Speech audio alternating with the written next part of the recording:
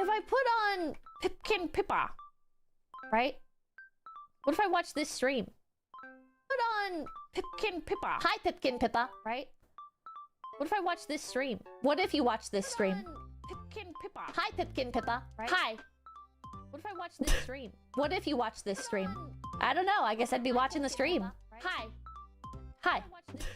What if you watch this stream? I'd be watching the stream. I guess I'd be watching the stream. I would be watching the stream. Hi. Hi. What if you watch this stream? I'd be watching the stream. I guess I'd be watching the stream. I would be watching the stream. I would be. Hi. Hi. I'd be watching the stream. I guess I'd be watching the stream. I would be watching the stream. I would be. Okay, now let's see what we get. Why is Fox News the first thing recommended? Why is it giving me Fox News as the top recommended after watching that one stream? What? Why is that the first thing recommended? Oh my god. But it did give me one of my shorts in the recommended. What else did it give? It gave Nimi, Mint Phantom, Shando, a high school sports game, Asmongold. What the fuck? Tim the Tat Man? Trump visits California. Why is there stuff in Chinese? Why is this on here? 这是一个希望你 What? 美好人生智慧的频道，感谢你收看 Chat. 美好人生智慧。 What did YouTube mean by this? Why, chat? Why is it when you watch one Pipkin video? Why is it when you get one? You watch one Pipkin Pippa video, and the algorithm turns into Fox News and China. What the f did the algorithm mean by this? Mwah! Mwah! Okay, get out of here. Get out of here. Okay, bye-bye.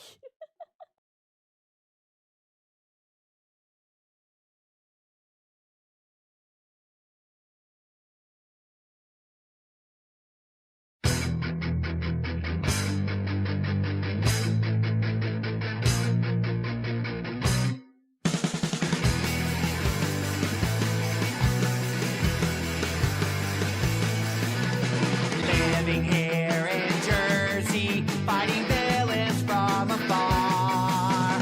You gotta find first gear in your giant robot car. You dig giant robots, I dig giant robots, we dig giant robots, chicks dig giant robots.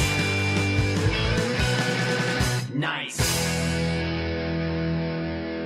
Hello everybody, once again, it is Windows Update Week, which means that everything is completely and absolutely broken and I have to fix all of it. Don't you just love it when you have a terrible company like Microsoft that just decides, you know what, we're just going to, release this update that totally messes with the audio systems, messes with drivers, messes with literally everything, and then all of a sudden it's like, oh yeah, before you stream you have to fix literally everything. Absolutely everything. It's Windows, but it's newer now. It's newer than it was yesterday. Isn't that exciting? Oh boy, yeah, that's just the greatest thing ever. I love having to fix all of these tech problems, having to just constantly, every single time this stupid piece of software updates. It's like, oh yeah, by the way, we changed literally everything, so you're gonna have to totally redo OBS. You're gonna have to totally redo all of your audio mixing and all the fun stuff, all the cool stuff that you do. And I'm pretty sure that Discord's also crapping the bed too, so that's fantastic. I can't seem to be able to stream to you at the same time as I'm trying to do this other stuff, so that's wonderful. I mean, on my end, I see your mouse move around into a void of blackness, except for this square. But see, it shouldn't be capturing the mouse. It shouldn't be capturing the mouse. It wasn't doing that before, and now all of a sudden it's doing that. I'm so it's endlessly. Your mouse and a glitchy square of. Because see, I see the glitchy square. On your screen. I see the glitchy square. It should not be a glitchy square. It should be just regular, normal background there. But I have no idea what in the world's going on with it. Discord is just living up to its name. No, see, this is what's happening is like TeamSpeak is about to come out, and so Discord is getting its shitting the bed out of the way early. See, now it pops up. Why does the mouse appear? The mouse shouldn't be appearing. Why are you appearing? Why are you here? Just to suffer? Hey, it's working now. Crazy. Let's just count our blessings. Yeah. That I can see what I'm supposed to see. It's like every other time we have some just major tech issue. See, and I focus off the window and it goes away. Why does it do that? Why is it doing that? That is so stupid. That's literally the dumbest thing imaginable. Why would I take focus off of that one window and click on something else? Like, that's so useless. That's literally the most useless thing on the planet. Why? Just literally, why? It's what like happens when your social media apparatus is run by furries. Literally, yeah, pretty much. I mean, that's what it is. This is. I wonder if I can change something. Let's see. Let's change it to source, right? Okay, swap to your application to resume. Okay, so I clicked on the thing. I'm gonna click away. Stream pause, swap to your application to resume. See, that's the thing. It's like pausing the stream when I don't have it in focus. That is the most, like, that's the entire point of streaming to Discord, is being able to share your screen on Discord. Why would anyone use this godforsaken, full of yiffing platform if not to share the screen with people that they have on their streams? Like, what the actual hell are they doing back there aside from just like endless yiffing? See, this is why God hates furries right here. They cannot code their way out of a paper box. This is why they can. They can. They're just all the ones that can are spending their time hacking into government facilities. Yeah, true story, actually. True story, actually. It's endlessly frustrating. But you know what? I have a solution to this problem. I know exactly how to fix this. And instead of using the OBS windowed projector, I am just going to do it camera style. I'm just going to do the virtual camera. I was about to say, we're going back to the old days. You point the camera at the screen. Not quite. Not quite. Almost. Let's see. Start virtual camera. We'll do it this way. I know people that are going to be listening to the audio this later are going to be like, "What the hell are they talking about?" It's like, what if we walk into? It's tech support. It's a tech support stream. Turn on camera. There it is. Man. What a lovely program. Yeah, what a fantastic program. See, now you can see it. Of course, it's not. It's like not full. There we go. 60 frames a second, like I want it to be. But you know what? It is what it is.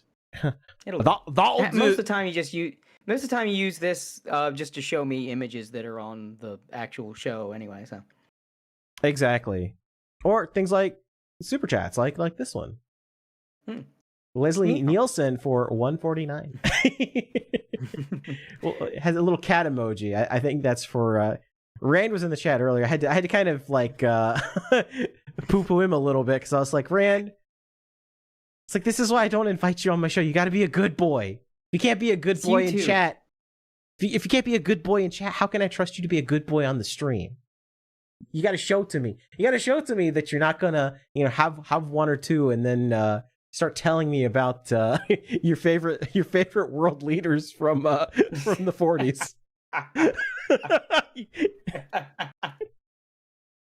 You gotta be a good boy on the good boy platforms. It's YouTube's a lot like Smash Brothers. It's only for good boys and girls, and there's a lot of people grooming kids on it.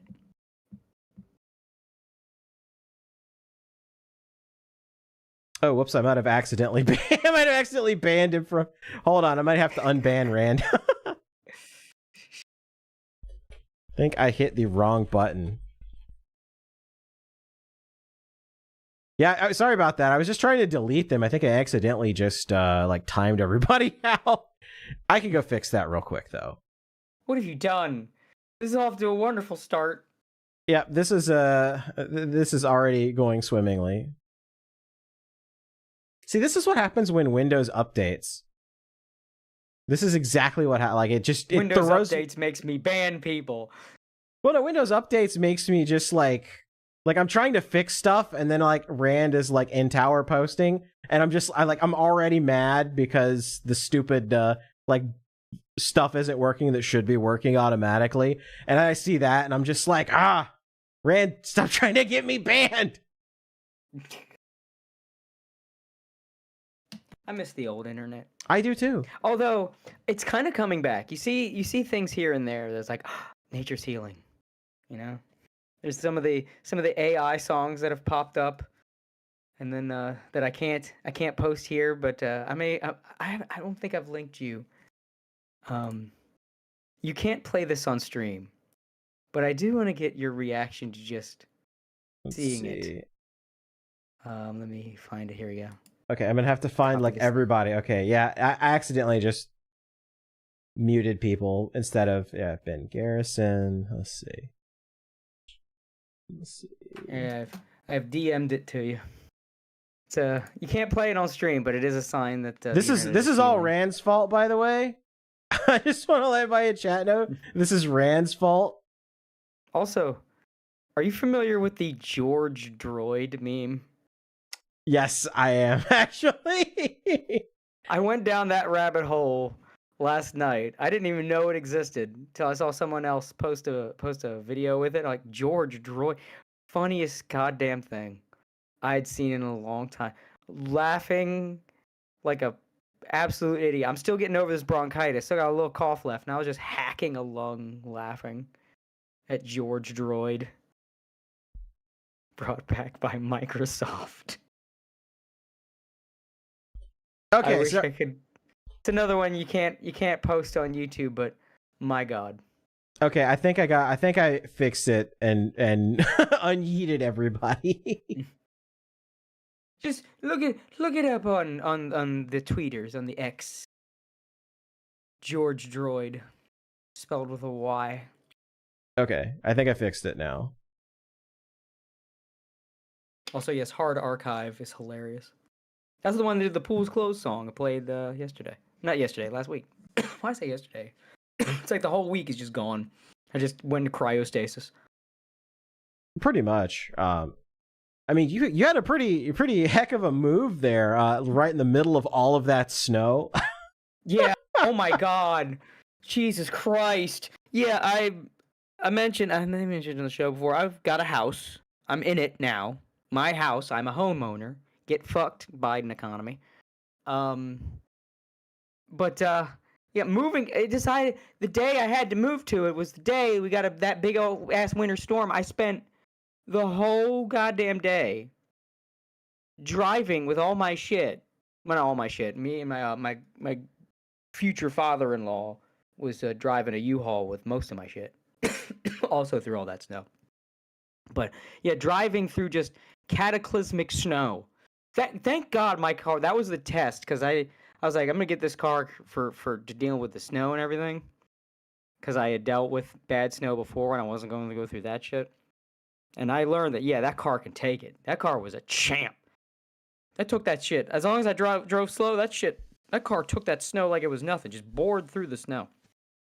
But yeah, just driving across multiple states in this just through Cocytus. Oh God, we were driving so damn slow. It made it take like twice, maybe 3 times as long, just hours upon hours. Just driving in the damn snow. Just running out my YouTube watch later playlist. Yeah, I just put fucking YouTube on in the car. I don't fucking care. I'm going like 3 miles an hour. What does it matter? I just gotta prop my phone in the dashboard. And I was like, fuck it. I'm watching YouTube. So I just put on a good YouTube stream, Vtuber, Minhera, and just kick back, and it's like, well, we'll get there eventually. Yeah, I had my watch later playlist, and then Pippa came on. I think it was Pippa. Oh no, it was a Pippa VOD. I think I had. Yeah, because it was an off day for Pippa. I had a Pippa VOD in that playlist, and just like fucking. Oh my god, man! It's like moving is already a pain in the ass. Moving in the middle of a goddamn snowstorm, and then you get to the house and you have to get all your shit out. And I mean, everything I own, I had to truck from that U-Haul and my car into the house, set up the computer, bring my bed in, build my bed. Oh my god. Yeah, moving sucks. I had to build my bed because it comes out apart and you put it back together after driving like 9 hours through goddamn snowstorm. It was an adventure. I don't recommend it. I don't recommend it. Moving yourself is already rough enough. Moving yourself in the middle of a snowstorm, fuck that shit. Nearly impossible. Yeah. Yeah. Yeah, I never want to move again. Of course, I'm going to have to eventually, but hire people. Yeah, hire people. Well, that's what my dad and I, because we moved literally all of my stuff by ourselves, and we just kind of came to the conclusion we're just like, yeah, no, we're never doing this again. We're gonna hire somebody next time. I don't care how much it costs. Moving not just like bed and furniture, but washer and dryer and all the other appliances. Yeah, no, I'm not. I am not doing that crap ever again. Yeah, we still gotta get that. Because this house is this is an old house. This is like 1900s. No. Actually, after we moved in, my girl and I were kind of noticing, I think this used to be a boarding house. We were kind of noticing things, like this entranceway into the living room, this big wide thing. You could see a seam where this would have been a regular doorway, but it was cut and expanded. And then, this would have been a room here. There's a closet that we're gonna eventually put a standing washer and dryer into. Kind of convert a coat closet to have the washer dryer there, because we can't fit in the basement. The basement door is teeny tiny. But we noticed that, wait a minute, this closet door has glass. They just painted over glass panels. What? Tapped it. Gave it a little tap. This is glass. This is fucking glass. They just painted it over. They painted over glass. What? That's so stupid. Yeah, because apparently this door for the closet used to be a side entrance. And they took that door, and you could kind of see it once you really look. You can see what they did. They took that door and they moved it to the side and made a closet. And where that closet was a side entrance, which, when this was a boarding house, would have been the entrance to one of the occupants' sections of the house. And the bathroom would have been communal bathroom, kitchen would have been a communal kitchen. It's like, wow, this used to be a fucking 1900s boarding house. Tell you what, though, the heat don't fuck around, man. Thank God, it come out from that snow. The heat in this house is radiators, though. It's like old radiators. So every room is like, dude, some of these things actually shoot steam. I was freaking out at first when the steam started coming out of the radiators. Really? Steam? Yeah, the steam.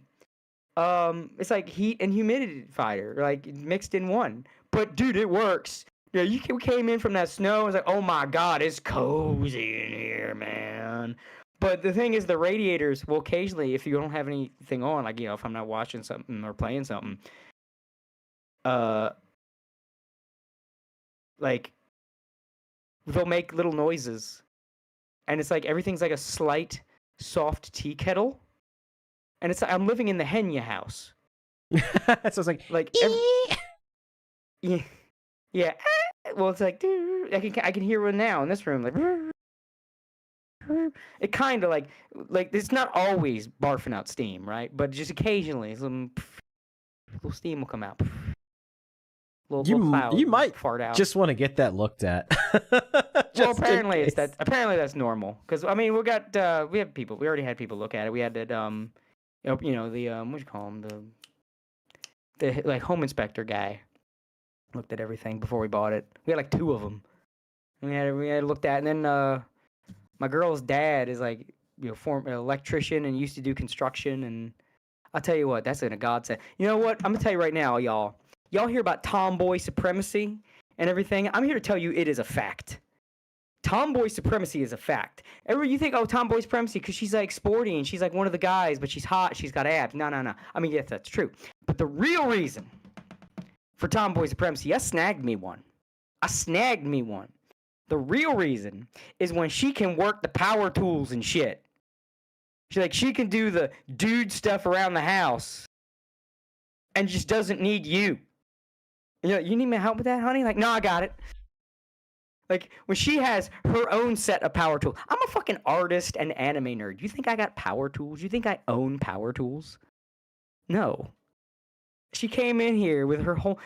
There's her tools and her dad's tools. We have a whole room right now with a bunch of power tools while we're working on this house. And she's like, oh, yeah, this is one of my drills. I say someone said, hand her the chainsaw. Bruh, she got one of them, like, electric saws. This looks kind of like a power drill, but it's like this flat, like, thing's got teeth on it. Bro, because we're redoing a lot of this house, because it's like, we got kind of a fixer-upper. And I'm kind of camped out in, like, the pristine room. We got this one room in the house. It's, like, pristine. So it's like my studio apartment connected to an unfinished house. Well, she and I are, like, fixing up the house. We got this thing, like, great deal. Like, oh, it's a fixer-upper. Well, I just happen to have, you know, I got her dad in construction. Man, we could do this. And we were taking apart the kitchen because we're going to completely redo the kitchen. And we couldn't get the shelf off because whoever owned this house before was an old person. Like, you could see throughout the house, their motto was just paint over it. So much of this house has, like, 3 layers of paint on it. So we're trying to get rid of this shelf, and it's got, I'm trying to unscrew. Like, well, I can't get through the screw. It's got 3 layers of paint over the screws. So she just busts out this fucking electric saw. This woman just like, well, can't unscrew it, and just starts just tearing into this fucking. That's what she did. She gets this fucking electric saw, just tearing into this shelf. And then she rips that shit right off the wall. Well, we both ripped it off, but she did a lot of the ripping. She ripped that shit. And let me tell you, man, I'm telling you, there's just something about a woman that just busts out a fucking saw. Like it ain't nothing. Like, oh, I got this shit. Whoosh! There's no lead in the paint, don't worry. But yeah, it's pretty sweet. It's pretty sweet when she's like, oh yeah, this is my power drill. We're trying to like replace this toilet, and like we're trying to find an attachment for like one of them big bolts, and she's like trying to find out which one's her power drill and which one's like her dad's power drill and her power drill. You just have power drills? I didn't know. I saw all these tools. I thought they were all her father's. We have a room full of the tools, so we're keeping them all. I was like, no, half of them are fucking hers. So she's got a whole fucking Tim Allen like Toolman set in there. So that is the real tomboy supremacy right there, especially if you're like me and you're just a big old nerd. And you're just like, you got a fucking girl that can fix shit and bust out the power tools and all that. Because I don't know what the hell I'm doing. I'm just following instructions. She tells me, hold this. I'm going to rip this out. Okay. Cody, I need you to just unscrew this. Okay. Like, I don't know what I'm doing. Just turn this. Just the Allen wrench. Just up, down, up, down. Okay. Yes, so I can confirm. Indeed, fellas. Tomboy supremacy. Go for it, man. Every man just wants a sweet tomboy GF to turn into a tomboy wife. Yeah, it's literally what I did. It makes life so much easier. Like, she can fix stuff around the house and she'll laugh at your really crass jokes. It's better than it's like, look, I know the ideal for a lot of guys right now is the VTuber wife. Trust me. You a lot of them are very pretty in real life, but man, the Menhera is real. Baggage. The baggage. It's like, look, Pippa's cool and all, but you don't want those problems in your life. I would hang with Pippa. I would not date a Pippa. I would chill out with Pippa. I would go out and get drinks and like laugh at goofy stuff on the internet. I would not date Pippa. Yeah, no. I would not want to. No. I have no desire Pippa's like fix one her. of the bros. She's Yes. like that that female friend that's basically like equivalent to one of the bros. If you tried to date Pippa, then it's balls are touching basically. Yeah. No. It's like dating one of your No, well, bros. that's like- No. I don't want to fix her. I got too much shit to do. But something about that Fox lady though.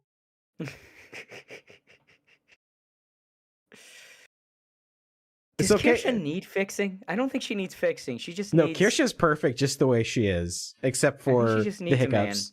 Yeah. She just needs possibly abdominal surgery to fix whatever is happening there. Poor Kirsha. No, she does not need half the fixing of half these VTubers. No, she doesn't need like fixing in terms of like who she is. She just needs fixing in terms of like expensive medical procedures.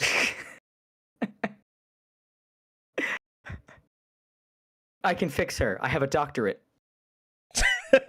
yeah, you have to fix her medically. I couldn't date someone who unironically loves Joker too. Yeah, see, that's like, it's part of the charm when she's an entertainer, you know what I mean? Like, oh, Pippa and her ridiculously bad takes. It just makes the stream all the more entertaining, as opposed to that being a take that you have to listen to in private and hear someone try to justify, like, in the privacy of your own intimate moments, you know? Yeah, it's just instead it's like, oh, Pippa. Daring today, are we? Just find yourself a girl who you could take her to the Deadpool movies as date movies. That's what you need. That's what you need. Yeah, there you go. When you make it a couple's tradition to see all the Deadpool movies, makes life so much easier. I've never, of all the women I've been with, and now my current, future wife, I have never known a girl that like was into the quote unquote chick flick, to the point where I feel like, is that just like a dead 90s stereotype? Was that ever real? The chick flick? I mean, chick flicks are real, right? But like the women that go see this shit, was that ever real? I mean, maybe the Anime Boomers podcast and its audience is the worst people to ask that question to, but I mean, yeah, so now they're into the Hallmark movies.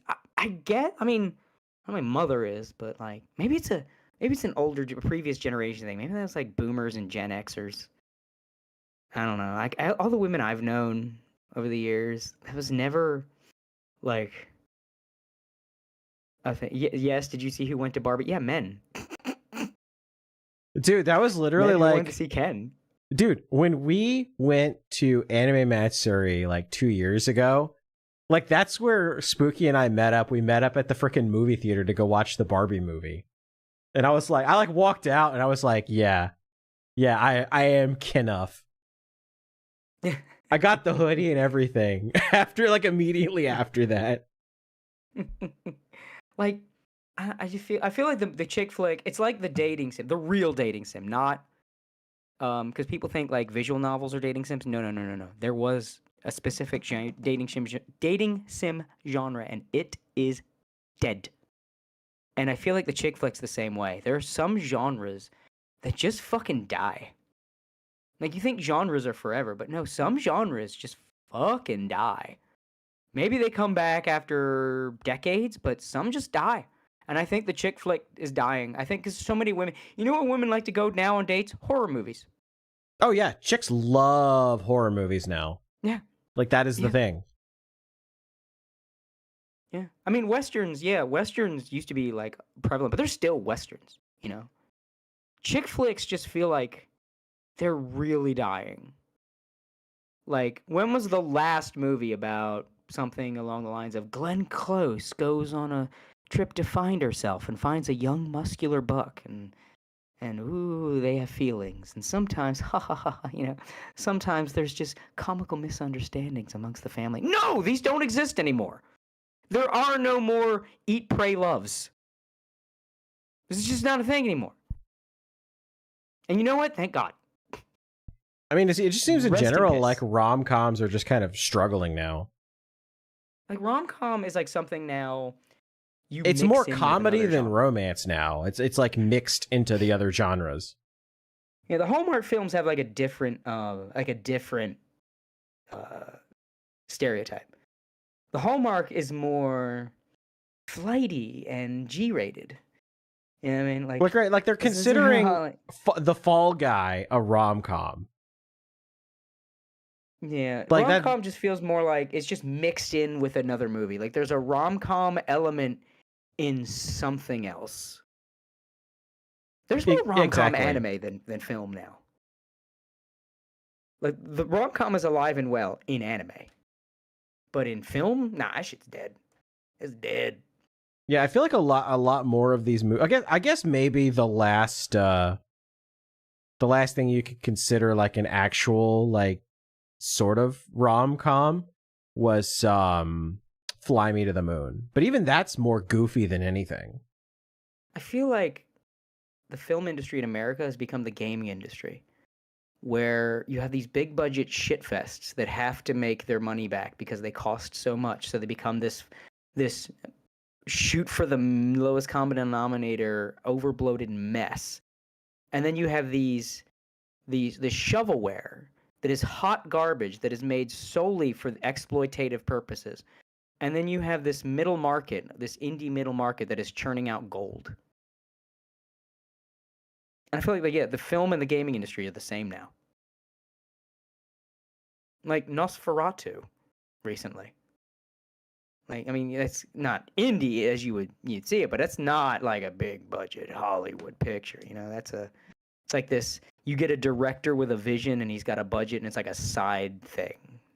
It's not like the big marquee title for a studio like some of these movies used to be. It's just this little thing that his director just got funding from somebody to make. Like a personal project. Oh, yeah, the Sonic movie. I mean, there's still good AAA stuff. It's just in the minority. You know, for every Sonic, you got like how many Disney movies? You know, it's like you get your good. You literally AAA. had a Disney movie competing against a Sonic movie, and they got creamed. As they should. That Mufasa movie. Yeah. But brother, fucking stupid. Who is that? Another Lin-Manuel Miranda shit with that songs in that movie? Oh, what are you talking about Wicked? No, Mufasa. Oh, Mufasa. I'm not sure, actually. Let me see. Is Mufasa a musical? Yeah, it's a musical. It's a musical. One song. Because that one song from it is like. What songs did Lin-Manuel Miranda write for Mufasa? Yep, he was. Yeah, I don't know if involved. he did. I'm just. No, he actually was literally involved. Oh, was he? Of course he was. Of course he was. Who gaslit anybody into thinking Lin-Manuel Miranda was good? It's like Hamilton, I firmly believe, was a psyop. That shit is trash. Trash. I thought it was okay. I won't say it's like the best musical ever because that's Repo the Genetic Opera, but it was okay. Ain't no best musical. Fucking Little Shop of Horrors. What are you talking about? But, okay, yeah. I mean, like modern musicals. Like Little Shop of Horrors will always be a classic. Yeah. But like, I got put on. See, I get to put it on sometimes, but not enough with all the stuff that I'm involved in. I never get to put on my music freak pants enough. You know, sometimes I want to start a YouTube channel on it, but I don't feel like dealing with YouTube because I feel like music lovers should not be stuck with Anthony fucking Fantano as their voice because his taste is trash. He does have some trash taste.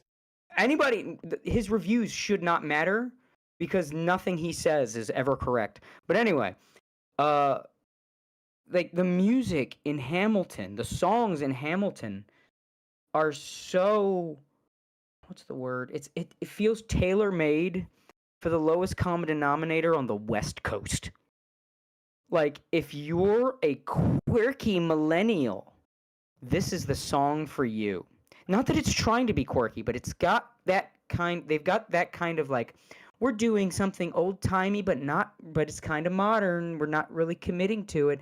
You see a difference when you see like some of these old musicals. There's a really good YouTube video, and I wish I could remember what it was. It was talking about like the musicals in Don Bluth films, and the guy that made it is like a musical enthusiast, and he really knows his shit. Just yes. Well, yeah, One Night in Bangkok, that's a great song. I ain't no see any argument from me.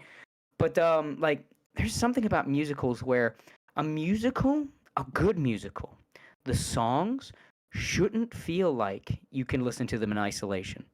Like, you shouldn't be able to play the song from a good musical on the radio. Now, One Night in Bangkok does, but you can still feel the musical element, like those parts where he just talks. Like, where's there? I get all my kicks above the waistline, sunshine, that kind of thing. It seems weird, right? In isolation with other singles.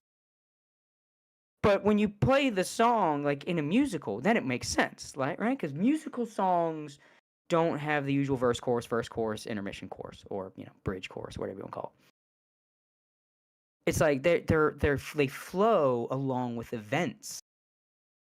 And you see this a little bit in Disney movies, but you see it more in a proper stage musical. I mean, people know the Phantom of the Opera song, but like that riff. That rules. I've seen Phantom of the Opera. She took me to it. I did not think I would like it as much as I did. I did not know how contemporary Phantom of the Opera was. I just kind of knew it third hand. It was actually pretty cool. I like Phantom of the Opera. But with a lot of the songs, like the song in a musical, like it's carried. It's part of the narrative. It's not just stop. Everybody stop. Time to sing. Stop. And that's kind of like time. Disney. Yeah. Disney, I love the Disney Renaissance, but they are kind of guilty of this. Not entirely, but you see, if you've ever seen a proper old-timey musical, what was that fucking thing?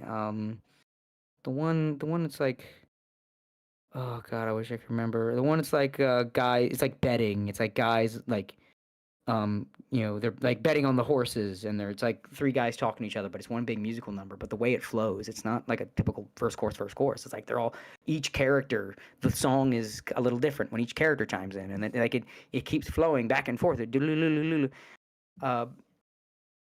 That's a musical, and you see it a little bit more with Disney stuff. But Disney, like old Disney stuff, still was kind of moving toward, you could listen to this in isolation. Like, you think of The Lion King, right? You're thinking like, I mean, obviously Be Prepared's the best song in that movie, but like in Just Can't Wait to Be King, they have like, it's still just a song. They just kind of stop to talk, which is still musical. It's narrate, the narrative. The best thing Disney ever did in terms of a musical was Hellfire. Like, Hellfire plays out. Not only is it amazing, but yeah, that's how a musical, the music number in a musical works. Is like, this is his inner monologue is just, and his thoughts and what's going on inside is exploding outside, and it's changing and flowing in one direction or another as his thoughts are going. B-Mask, thank you. I just saw someone. B-Mask. That was the guy who did an amazing video on this. And yeah, Hellfire is one of the best examples.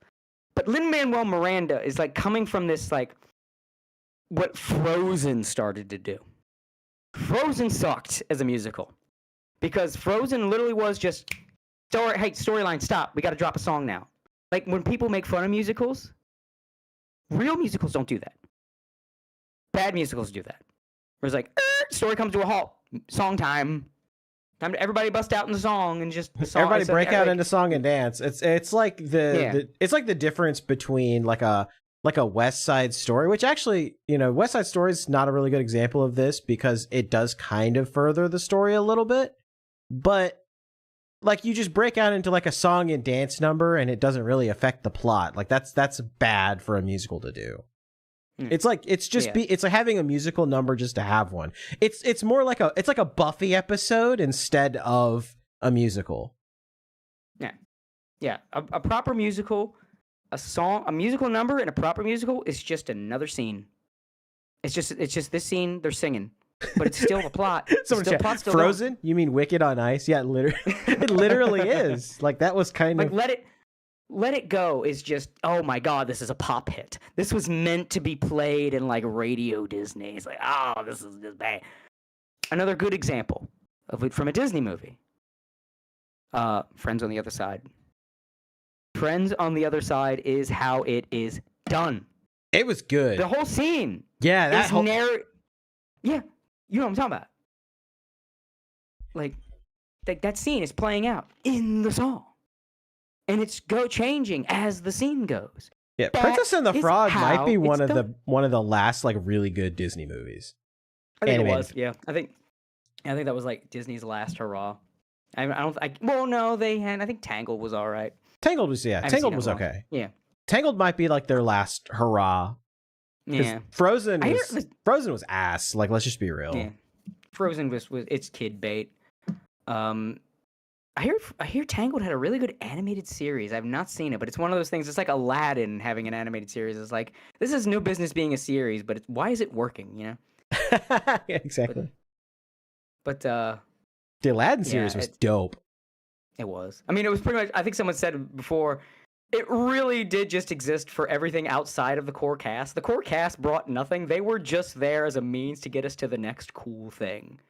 It was But hey, like it was a cool thing, so it's all right. It was literally just like most episodes were Iago F's up, Helen sues, Yeah, or like Genie casts crazy wish from side character, and they have to go fix it. Or like Aladdin and Jasmine just go somewhere for some reason, but wherever they go, cool shit happens. Here's this fucking crazy Greek clockwork mad scientist. What does that have to do with Aladdin? Fuck you. It's cool. There's a evil wizard with a skeleton hand. Like, I don't know why he's here. He's fucking cool though. Who fucking cares? Fucking cool. It was fucking cool. But yeah, it's Disney used to be cool. I miss it. But yeah, I'm just kind of going off on musical. But the whole reason I even went on that whole tangent. Lin-Manuel Miranda is Frozen. Lin-Manuel Miranda is writing his fucking songs. I mean, some of them like tie in with the narrative, but mostly Lin-Manuel Miranda is like, all right, everybody stop. It's time to sing a song. Because he's like, I think he sees himself as a like a musical auteur, but I don't think he has a true appreciation for a musical. I think he has a sort of a disdain, both like an appreciation and disdain for musicals. Like, I can do it better. You know what I mean? Like, I like musicals, but I think I can do it better. And he's gaslit all of California into thinking he was amazing. And he keeps being thrust upon us. It's like, no. Take your fucking, like, it's like Seth MacFarlane thinking that he's, like Frank Sinatra. And so Seth MacFarlane just keeps putting his own original knockoff Frank Sinatra songs into shit. You are not Frank Sinatra. You are not the Rat Pack. I don't care what your voice sounds like. I don't care how much you like them. You do not have the thing that they have. You are not able to do it. Same with Lin-Manuel Miranda. You are not Andrew Lloyd Webber. You don't have it. You ain't got it. I don't care how big of a fan you are. I don't care how fancy frou-frou you see yourself. You're just making fucking... You're making fruity pop songs. That's the only way I can really describe it. It's pop songs with their pinkies out. That's what Lin-Manuel Miranda does. Like, if the kids... Like, if a really effeminate Kids in the Hall sketch was a pop song, and you took out the comedy. That's Lin-Manuel Miranda. No, you're right. He's almost like a caricature of someone that's writing like a modern day musical, like how they would be. Yeah, exactly. I hate him. He has no grasp of it. It's like this fucking like post irony bullshit, and he just keeps getting forced on us. It's like what Ian Flynn became, as opposed to what he started as. we were talking about that And he like keeps right before getting right before we went live about Yeah. Ian Flynn's crash out. Yeah, I didn't even know He used about to be it. amazing. He used to be amazing. Straight up, Ian Flynn used to be fucking fantastic, 10 out of 10. And then just... I mean, he hasn't fully lost it, but he's losing it. You know what I mean? He's like fused Zamasu. He's got the half purple melty side. Half purple melty goo side. Yeah, exactly. Yeah. Someone's just asking kind who. of the thing. Ian Flynn is one of the guys that wrote the Sonic comic after Ken He's Pender. like the guy. Yeah, he's the guy. Yeah. He's guy came on as the head writer for Archie Sonic, saved it basically, made it amazing. And then Archie Sonic ended, and they had him do the Mega Man comics too, which was, as a Mega Man fan, I gotta say, fan-fucking-tastic. As a Mega Man fanboy, I want to inject the Archie Mega Man comic into my fucking veins, and I want it to come back. Yeah, Flynn and was the one that Udon is- saved it after Pender's crash out, right? Yeah, yeah. And like Udon picked up the rights to the Mega Man comic. God, you know what? Yeah, I don't know if I want him to hire Ian Flynn, but I think I want him to hire Ian Flynn. As long as they get a Tard Wrangler over there on Udon to tell him no. The old Kojima. Yeah, yeah. You have to have 'Cause, somebody 'cause sitting then- over his shoulder and being like, no. Yeah, because like then Archie lost Sonic, and then IDW picked it up, and they brought Ian Flynn over, and just a whole new Sonic comic, whole new continuity, but same, writer. But I don't know what happened over there. Now him doing IDW, it's like been. I could go on a whole rant about the problems with the IDW Sonic, but it's not as good, and it's starting to get worse. And there's all this weird stuff, like they really want characters to be gay, and they keep pushing it constantly.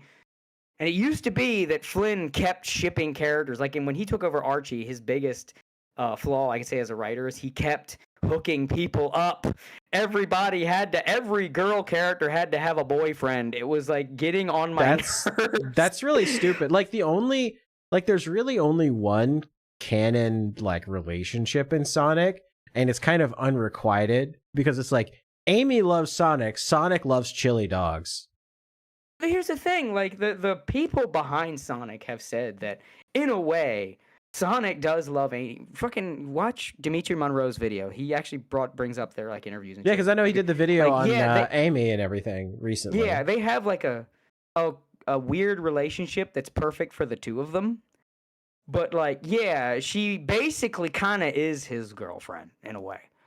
And then in the comics it was Princess Sally, which I'm also fine with. But man, when Ian Flynn took over, every girl character was always making love eyes at some dude. He could not have a female character that didn't have a boyfriend. And but that was his one flaw back then. Yeah, IDW is an absolute trash fire. But yeah, Heather Antos, yeah, that's a mess. In the Archie days, I would say that's really his only flaw, was just he can't stop himself. But now in IDW, it's like that.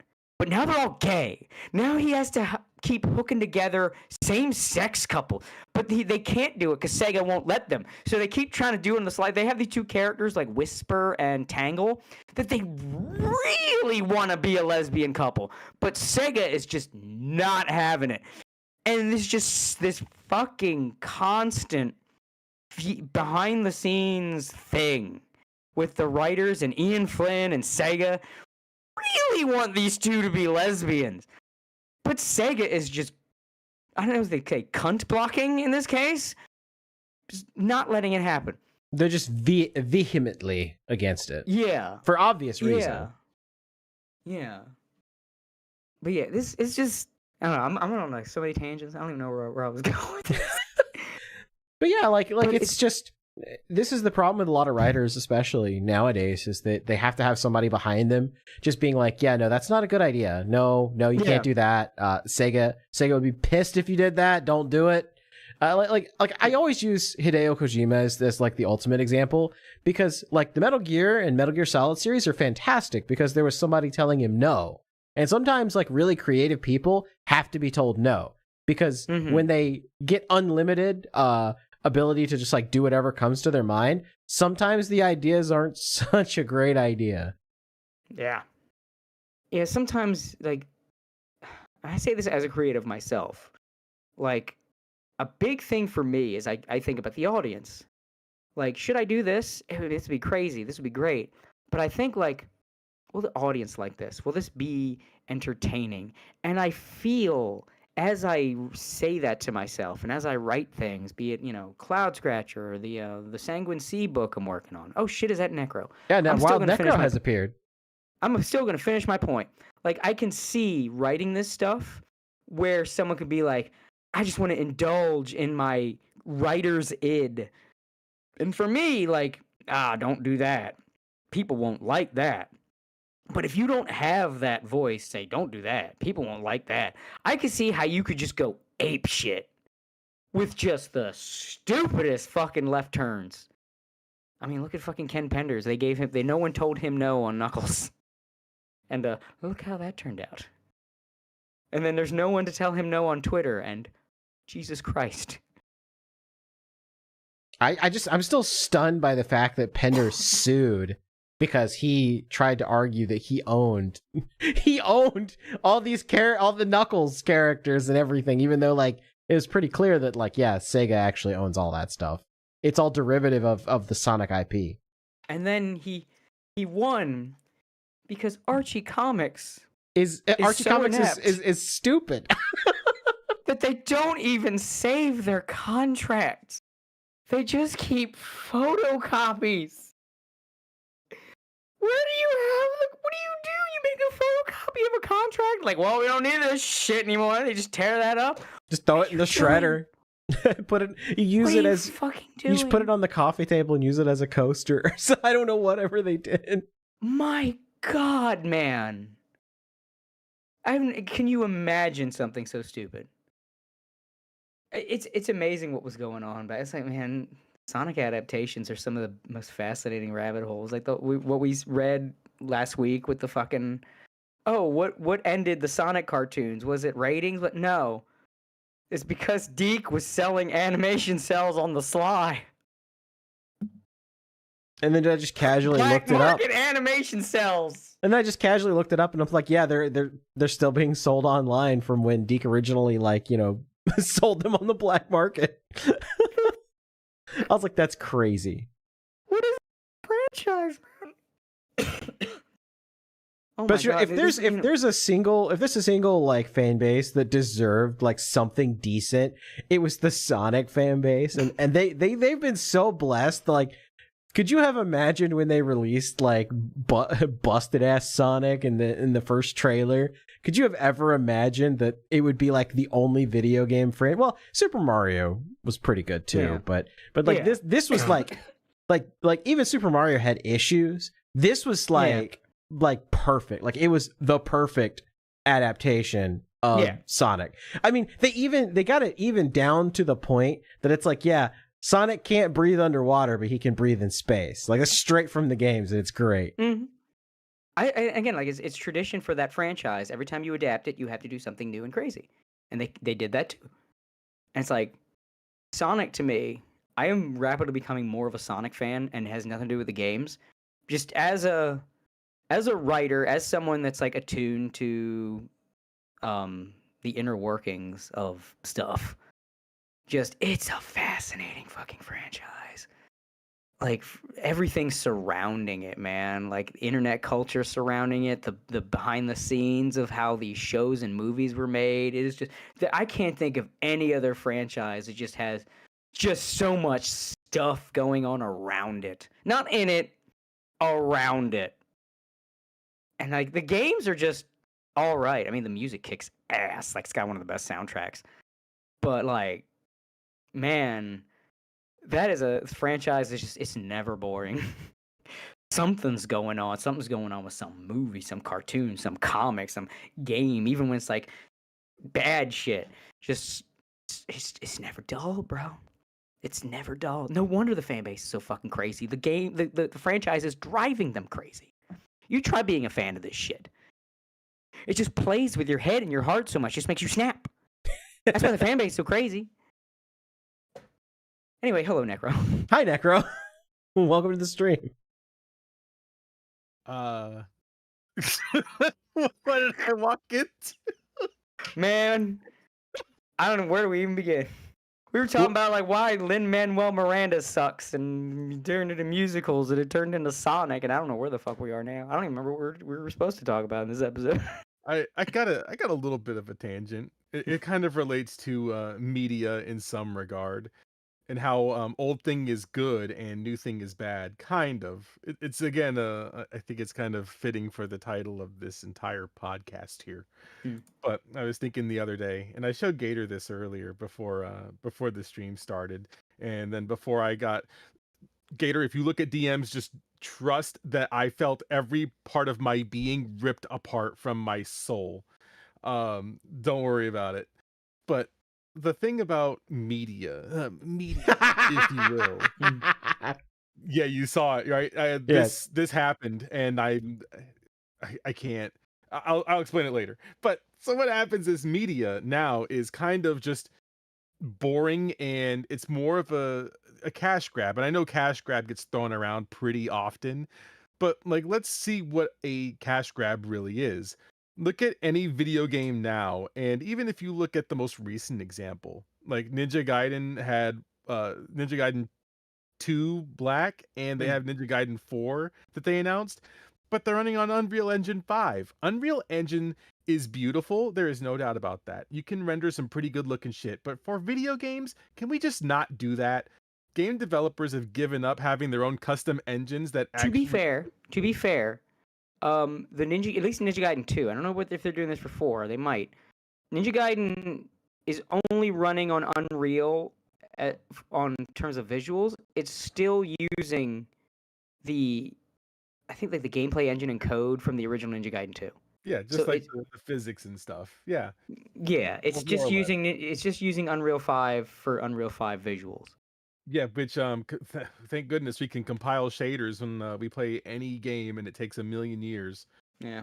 Video games they've kind of just not been anywhere. And I showed Gator the thing that I was telling him about, like the old video game stuff from like old school G4 when they showed video games, not the xenophobia stuff, but the video game stuff. And he got instantly teleported back to middle school when he saw this. He was like, "What the?" Yeah, dude, I love G4 Valkyrie Profile. Are we talking? Well, this one not specifically G4, but I think it was. Are we talking like, Tech TV merger? Or are we talking premium cable days? Kind of Tech TV. Okay, so it's not the golden age. All right. Yeah, it was just like they had I don't know what era this one might have been in, but they had like the Cinematech. It's based off of Cinematech. Yeah, I know Cinematech, yeah. So it's kind of like that, but we watched like some videos here and there, and some of these are like from YouTube, and they're like old Japanese commercials of video games. And it's just like, wow, these games are still fucking kino. We love video games. And then you look at now and it's like, okay, well, Assassin's Creed Shadows has DLC and the game's not out yet. And then they also have another DLC. And it's like, my guy, huh? It's revolutionary. Look we can cut bamboo. You can cut anything, bros. You can cut that bamboo, goob. Hey, what's that funny little game a decade ago that we had? What is it? Metal Gear Rising Revengeance? We had games before that doing it because we actually cared about innovation and making fun video games. Now it's like, guys, look at these dangling keys. We totally have to tell people to not look at the Black Samurai, man. I don't know. I could say, like, with all of the utmost certainty that video games are much definitely worse now than they were before. But Nick, we have Balatro. Balatro is fun, but it shouldn't take one guy making a video game about playing cards to make us believe in video games being good, actually. Like, it's incredible to me. I love loading in my Unreal Engine 5 slop, and I have to compile shaders and still get FPS drops. And then we're using the 50 series cards now that use AI. They use AI to like, kind of generate some frames, some fake frames now. Well, we were talking about that earlier, where it's like the film industry and the video game industry kind of the same, where you get this AAA big budget slop. Occasionally you get some good AAA, but like the Sonic movie. But mostly it's just slop. because it's so expensive. It has to recoup its costs, which are just astronomical. So it goes for this lowest common denominator bullshit, and it's just bad. And then you get this low effort slop market, you know, the Steam streamer horror games or the Tubi movies, you know, Tubi originals. And then you get this sort of middle market where all the good shit is, you know, the indie games, your director driven, you know, single focused vision movies like Nosferatu or something like that. Or, you know, the other Robert Eggers movies like The Lighthouse. Whereas like that's where the good shit is now. It's that sort of, you want to focus on that middle market. Because the big market and the small market are trash. Maybe the big market gives you something good. Maybe. You keep an eye on it, but you don't actually go there. You look. But like that middle market, that's where you kind of want to stay instead of stay fixated. You guys remember? That's where people care. You remember this though, right? There's to meet your point here about like all this money that gets thrown into something. It's like that movie that no one saw. It's literally the movie no one saw. It's the Robbie Williams film, Better Man. Oh yeah, that fucking thing. Where he's a monkey for some reason. Yeah. But you know what? Like that shit is actually terrible because it doesn't like, first of all, the barrier to entry is I have to know who Robbie Williams is. And then I have to know what he's done that is very notable for me to watch this film. So I'm going to spend money at the cinema to watch a movie of a monkey about a guy that I don't know anything about. But you know what movie does kind of look a little bit more fun only because what's his name? The guy that always looks sleepy, Pete Davidson. Pete Davidson is the villain. And it's called Dogman. Dogman looks fucking lit. It's a kids show. It's a kids movie, but it's better than whatever Better Man is. Yeah, I Robbie Williams too, and I was saying before, you know, music nerd pants. I always fucking forget anything he's done. I know he's huge in Britain. I know he's huge in Europe. I've listened to a lot of artists that are huge in Europe, and still, I can never fucking remember Robbie Williams. Like, what did he do? What was his song? And I listened to a song, and I was like, I think I heard this before once. Like, there's nothing he has. It's like, you know, there's like some European stuff. It's like that y'all might not know, but it's like, yeah, this sticks out. Like, this is worth listening to as, you know, someone not like completely removed from this. Like, fucking, like, I don't, y'all remember Dragon Sadinte or the Mayahi song, you know? Oh yeah, the Numa Numa song. Mm-hmm. Yeah. So that was done by like a boy band kind of thing, like a Romanian sort of pop boy band thing. Well, the main guy from it left. They split up. The main guy from it left and started to do solo stuff. Now imagine, if you will, if it was like Justin Timberlake. But when he goes solo, instead of doing like Cry Me a River and like, you know, trying to make everyone think Britney Spears is a whore and all the fucking shit. Imagine if he became a parody of himself and made the weirdest fucking song as a parody of pop stars. That's what this guy did. As Crazy Loop. He gives the moniker Crazy Loop. And then the fucking music videos. Like, what if Justin Timberlake just was on the Lonely Island and that's all he ever did? Sort of. Like, so this guy puts out like this album, his new album as a solo artist after he did like one of the biggest songs in the world. And he's like, yeah, I'm gonna be goofy. I'm gonna be fucking silly. Waka waka, bitch. And he puts out this self-titled song, Crazy Loop, which actually was an internet meme in the 2000s. It was like in a bunch of YouTube poops. If you ever saw someone spinning in a YouTube poop, it would either be Spin Me Right Round or it would be Crazy Loop that people would play. Is that the do do do do do do do? No, that's like the Crazy Frog. No. Crazy Loop. If anybody looks it up now, I mean, it's because he wanted to try singing in a different register.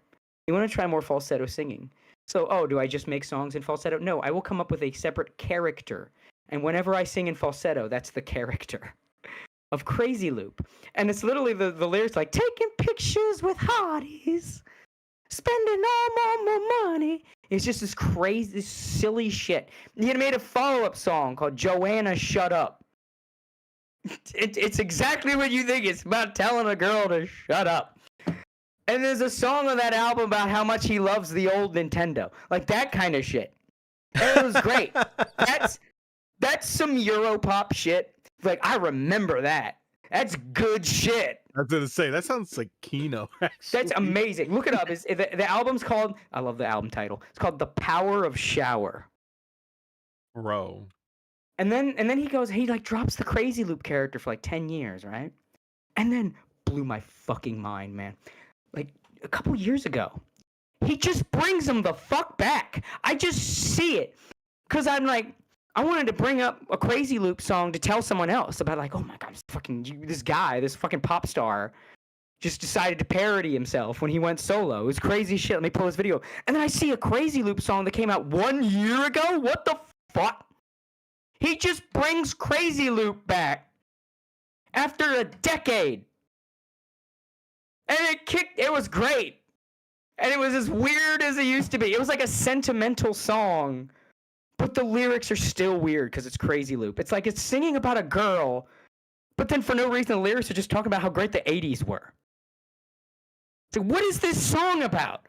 It's called My Maria, but then the lyrics are like, got 80s on the brain. Like, what the fuck?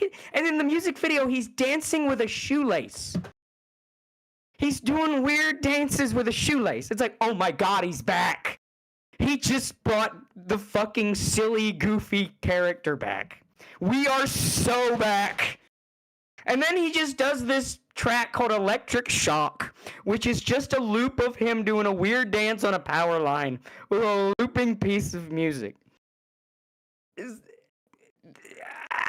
This is memorable, is what I'm saying. When Europe does shit like this, I'm on board, man. I'm down.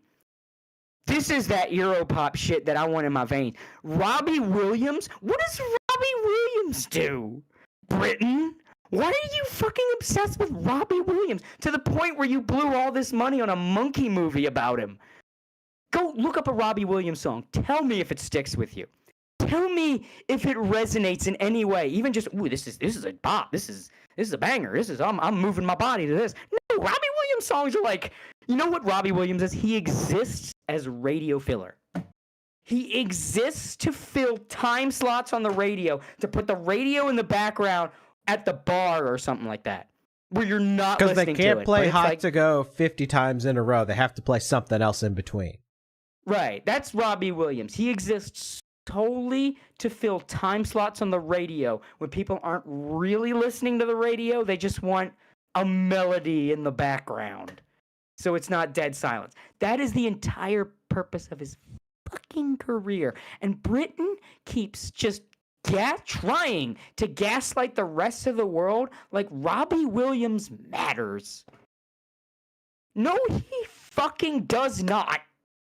Do not come to me and say Robbie Williams has merit as a musician. He's Barry Manilow for millennials. Bruh, that's a deep cut. That. Yeah, no one's gonna... That's what he is. He's Barry Manilow for millennials. Like, when millennials get old, they'll talk about it. Let's put on some Robbie Williams, and the kids will be like, oh god, grandma's putting on her lame music. That's what he is. That's what he is. I rarely get to go on my music rants, but I got so many fucking opinions, and that's one of them. Stop it with Robbie, and then you make a stupid monkey movie about fucking Robbie Williams. Shut the fuck up. Your movie deserved to fail. Fucking, you tried to make another movie about another fucking boomer superstar that just kind of makes good music, but like it's like entrance level good music, like fucking Elton John, you know, like yes, I mean he's got some good songs, but it's like once you like mainstream music, it's just so mainstream radio music. You get occasional gems, and a lot of it's just it's good if it's good. Like classic rock, I guess it's good, but man, like you gotta once you have seen the promised land, you cannot go back. You can't go back. I don't care how catchy Rocket Man is. I have seen the promised land. Rocket Man is ass compared to like what's out there. in the depths. I'm telling you, what you all need to do if you want to get that real shit, listen to a song you like, look at the YouTube recommended shit, and look for something you've never heard before. What the fuck is this? Click it. Before you may be like, that's not me. That's not my thing. That's not my scene. Fuck that. Click it.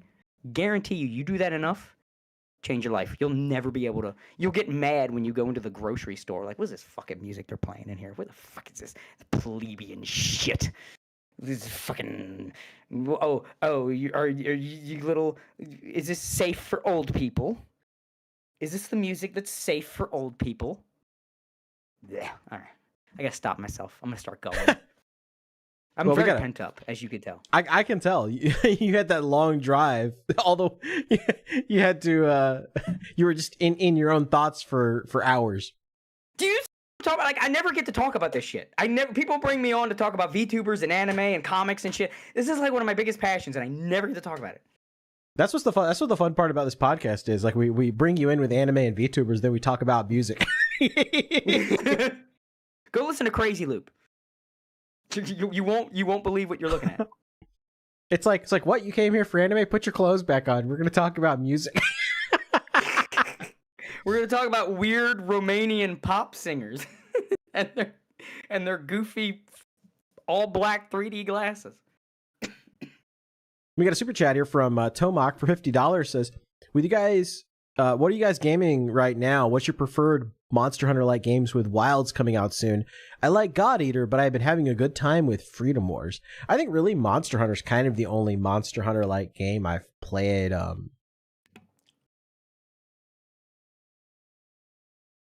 Yeah, I can't think, what would a Monster Hunter like be? Monster Hunter Generations. I don't know. I don't know. Literally any old Monster Hunter game is the premium Monster Hunter experience.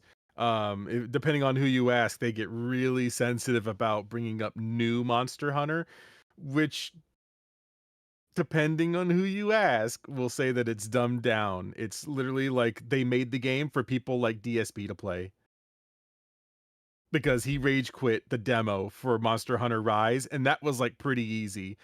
So he's gonna play the open beta that's happening at the end of February, or whenever it's supposed to be, and he's gonna rage quit that too.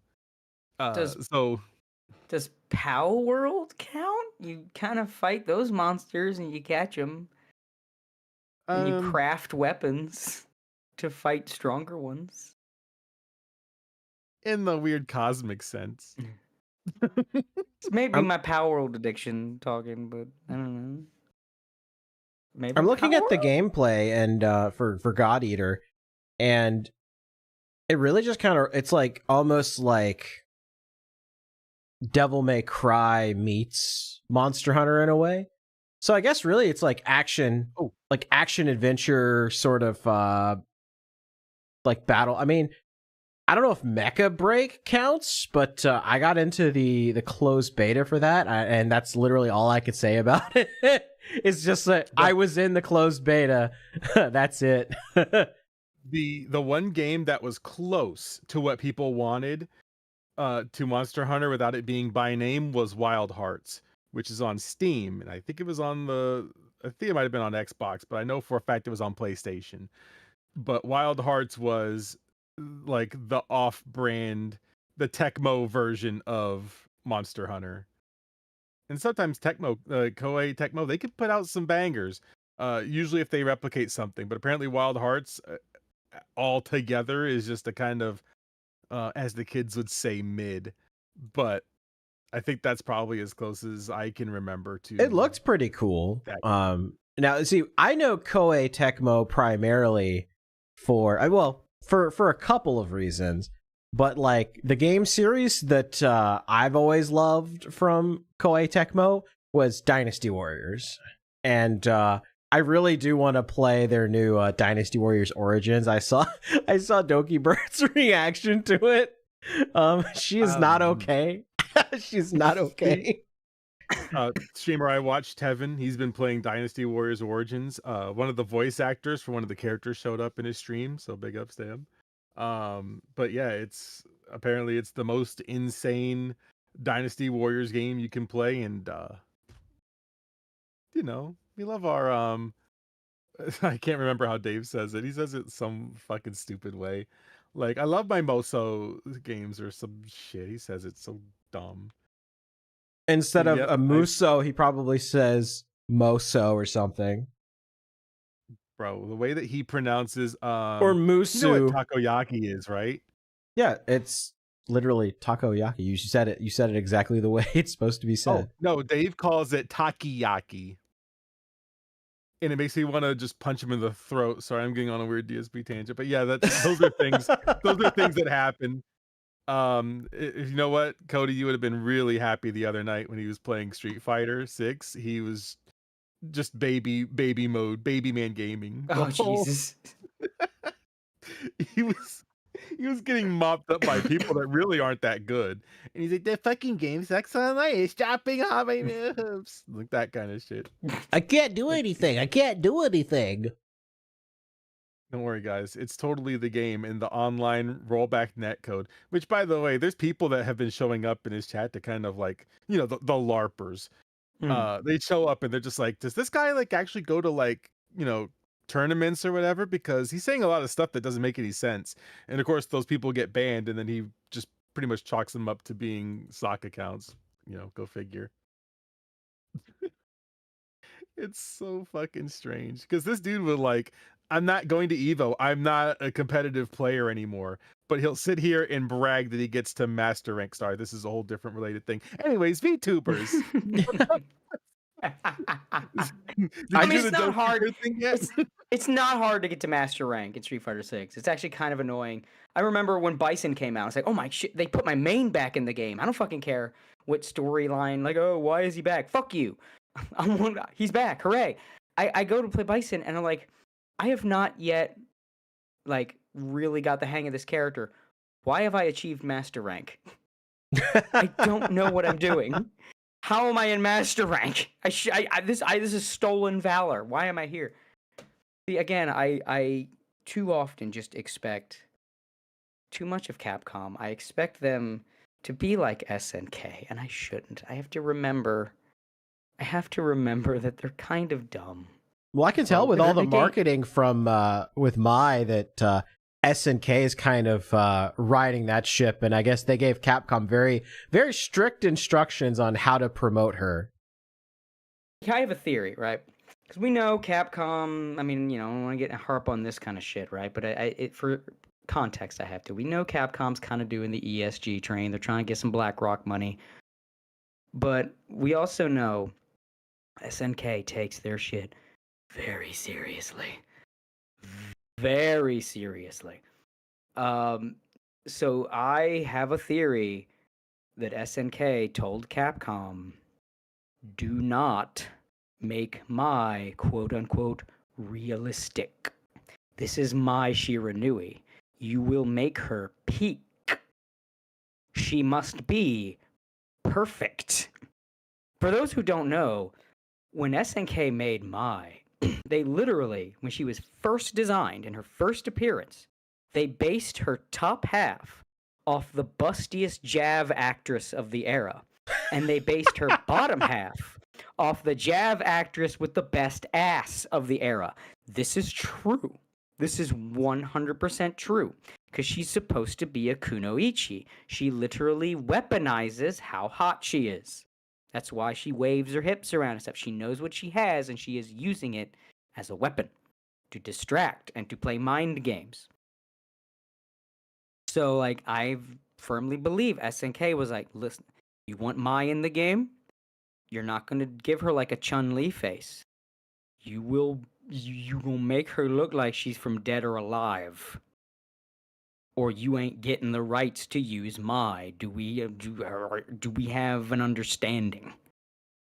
And you see it. You see that they are they're sweating with like Larry Fink staring at him like, what is this? What is it? That's telling you, they made us do it. They made us do it. Look, we tried.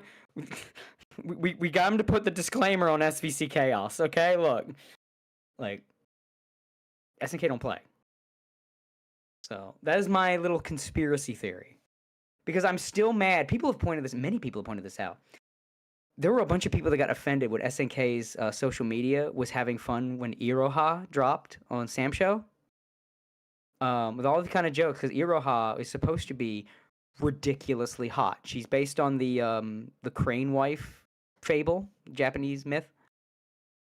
And she is like the most sexualized character in Samurai Showdown by design. Oh yeah, Like, but I remember her design when they first announced that she was coming. Yeah. And like literally they gave her an ass that outdid 2B. So there were all kinds of jokes and they were reveling in it, and the Sam Show Twitter tweeting out we're all horny on Main tonight when she dropped. But then a bunch of fucking FGC pieces of shit. Like, I don't feel very safe and included in the space right now, the way you're acting. I just refer to them as future technicals subjects. Yes, future subjects of technicals videos. I don't feel very safe right now. I don't feel included, okay? This is an official account. This needs to stop. Awful people. And they got the people running the Sam Show Twitter in a lot of trouble, and now SNK can't have fun on their social media anymore. So SNK don't even want to touch social media now. Like they have a very basic bitch social media presence. They're basically fuck this shit. Like I don't want to fucking deal with that. Just make the games. Just make the games. We have Saudi money. We don't need all this bullshit. Just make the games. Yeah. But like now, Capcom can make those jokes. Capcom can be like, "There's 2 reasons to play Mai. Oh, her eyes are up here. Oh, now you can do that." And everyone's like, "Yay, haha, Capcom." But SNK makes the same fucking joke, and I don't feel very included in this space right now. I hate the FGC so much. I cannot fucking tell you how happy I am that Technicals went from Smash to FGC. I cannot tell you the fucking priapism that I had when Technical set his sights on the FGC, because I adore fighting games, but I fucking hate the FGC, man. And that's fucking one of the reasons why. He turned into like the Orchid Man for the FGC too. He's just like fumigating the hell out of the place. He turns the lights on, they start scattering under the fridge. God bless you, Technicals, you beautiful fucking bastard. Oh my god, the FGC is cancer. And it's like, again, just play fighting games. Don't engage with the FGC. Do not engage. Just play the fighting games.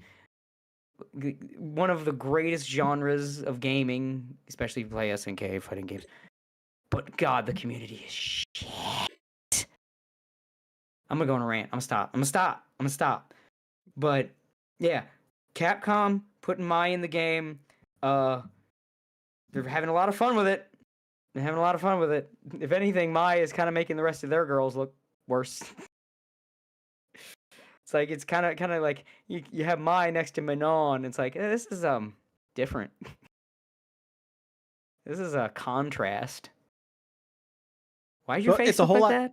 It's a whole lot different when you've got characters that you're actually trying to encourage people to buy versus the characters that come stock with the game.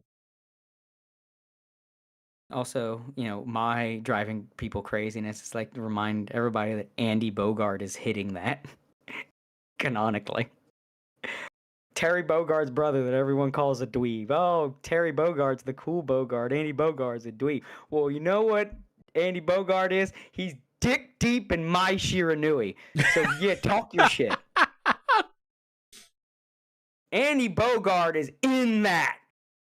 You go like, oh boy, I'm on Mai's breasts. I can't stop looking at Mai's breasts. Yeah, Andy Bogard knows what those things feel like.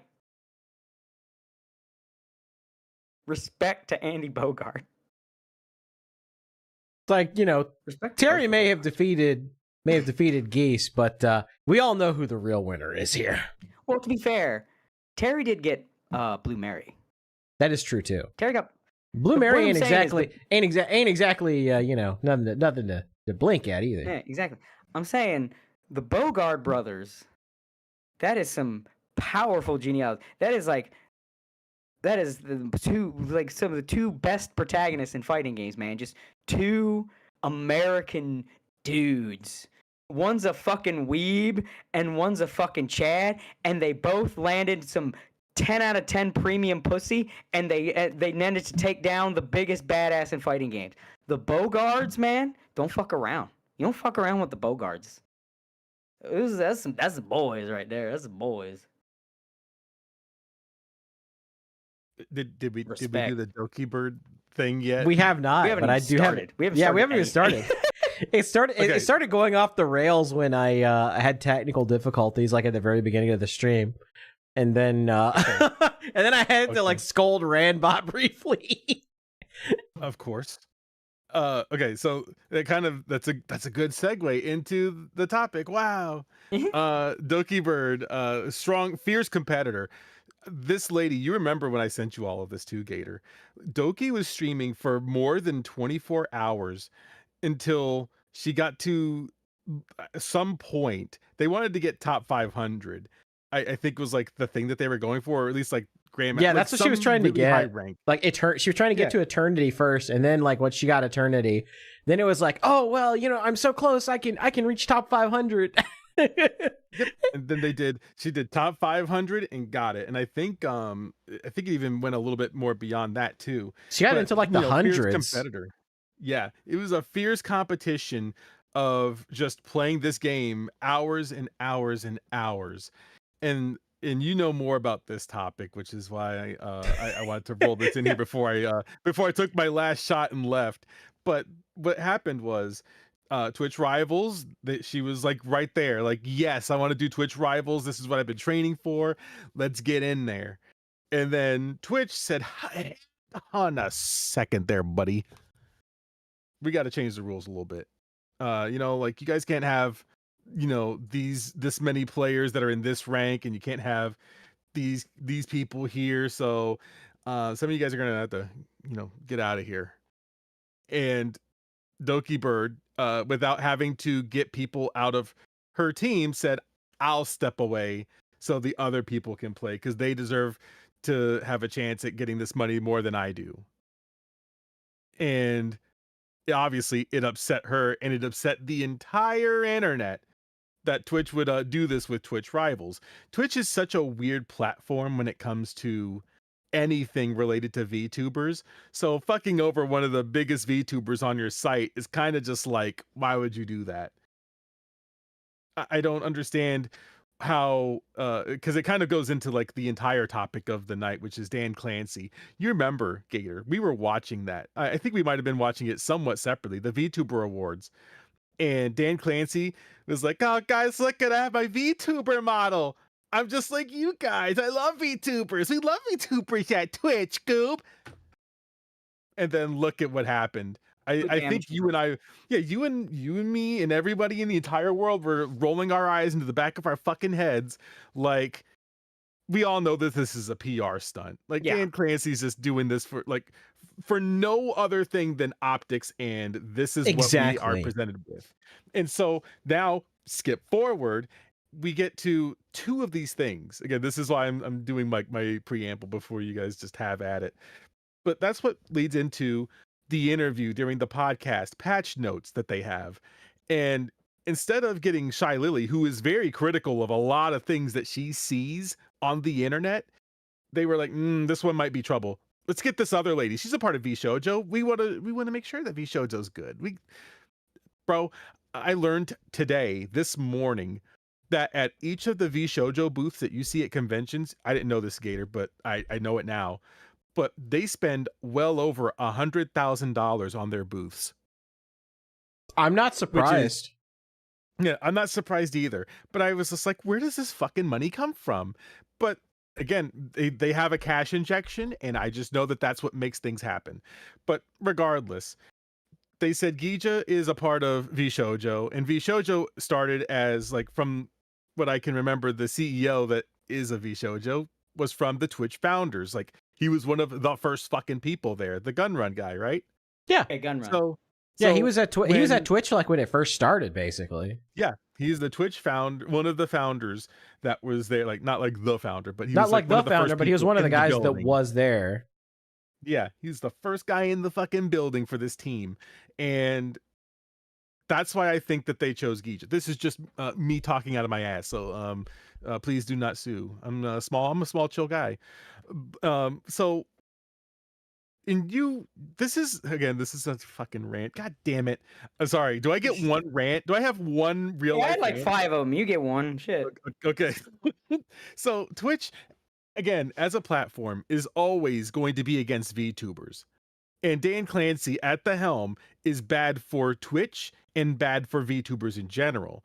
I do wholly believe, in my heart of hearts, my opinion only, that once Dan Clancy is no longer in charge of Twitch, you will probably see it be a little bit better. Not by much, but a little bit. Because while, yes, you can have freedom to do pretty much anything, there's streams of people watching whole ass seasons of The Simpsons on there. They're streaming anime. They're streaming fucking everything. You remember Artifact? No one does, don't worry. But Artifact had its own category, and people were just streaming fucking Avengers Endgame on it. They were streaming pornography on it. Now, it was only after the game journalists got a hold of it and said, guys, they're ruining everything. We can't have anything sacred. But they're not going to tell you that they're giving $50 a month to the e-girls that are streaming on there and showing whole for money. Again, I'm not even upset that they do that. You know what? More power to you. I respect the grind. But when it comes to VTubers, listen, there's a lot of VTubers that I like, and then there's a few that I just don't. But I would say that the standard has to be set across all of them. Twitch is bad at this, and they're bad at everything that they do regarding VTubers. When you're letting Dokibird, the one that's bringing you the fucking money, just like, sorry, we're changing the rules. You can't have this many ranked players like this high on your team. They gotta go. Like, this is kind of like, are we sure? The whole fundamental problem of Twitch is that it is exactly that. Everybody can stream anything. So how many people work at Twitch? Barely 1,000. So imagine that you have to moderate how many people? We'll just say like 100,000 streamers, 100,000 accounts on that whole website, and you have maybe 1,000 people. It's not gonna work. It will never work. And then Jeff Bezos is like, why are we funneling money into this? Like, it's not turning a profit. Twitch has not turned a profit the same way that YouTube doesn't turn a profit.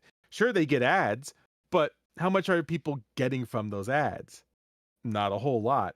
The only people that really benefit from that, which is also a gripe that I have about small streamers on Twitch, turn off the ads. Turn off the goddamn ads. If you are streaming to like 15 people, please turn off the goddamn ads. No one's gonna sit there and watch them. Now, if you're like Tim the Tatman levels and you have like 24,000 people watching you, brother, run that shit up. I want an ad a minute. Fuck it. But if there's an easy cheat that you can use to get rid of Twitch ads. I don't know if I've ever said it on stream, but in case I haven't, I'm going to tell you to everybody here knows, because I'm sure you all have VPNs. Before you turn on Twitch, set your country to Hungary. Fire up Twitch, and then once Twitch is loaded up, just turn it off Hungary. Set it to whatever. Because there's something about Hungarian law where they can't play those mid-roll ads in Hungary. They can't play them. So if you are on Hungary and then you fire up Twitch, you will get no ads. If your VPN is set to Hungary. A little cheat code. Yeah, that's the thing is, like, again, when I go to Twitch, I want to watch my people. I want to watch the VTubers just having fun, and I don't want to see the barrier of entry be a million fucking ads. And that's why I turned them off. The problem is you're going to Twitch for VTubers. Those are like the worst VTubers on Twitch. You got to go to YouTube for your VTubers. Some of them. The corpo ones mainly stay on YouTube, which I appreciate. A lot of the indies are on Twitch. Yeah, a lot of the indies are, and they're very few and far between, especially if you're going, this is a thing that I've learned to do, is I see, oh, that's a cool looking VTuber. All I have to do is go by 2 dates in history within the past few months, and that will tell me all I need to know about that individual. And then I say, oh, that's unfortunate, and then I leave. On YouTube, I don't really have that problem, because again, when you look at the people, they're doing this for essentially for a job. They want this to be what they do for a job, and I respect it. It's hard work, and I can't say that it's gonna work, but maybe it will. But that's why I feel like when you stream on Twitch, you're fighting not just, the next VTuber that's playing the same game as you. You're fighting every VTuber in that sphere. And Dan Clancy knows this. The Dan Clancy thing that pissed me off was the fucking VTuber outfit. I'll never get past it. That's going to be my 13th reason. The VTuber outfit that he Dude, I've just called it VTuber blackface is basically what it was. like because literally that's what it was. It's like he walks out there and he's like, what up my tubas? And it's like, bro, tubas with you can't say with that. A hard A. Yeah, that's the problem. It's like, bro, you can't say that. That's our word. PR. It's all PR. And okay, you had your cute moment. My eyes rolled into the back of my head. I'm fine. Whatever. I can move past it and see it for what it is. But after that, it's like you have to convince the people that you've banned before that and the people that you're banning immediately after that.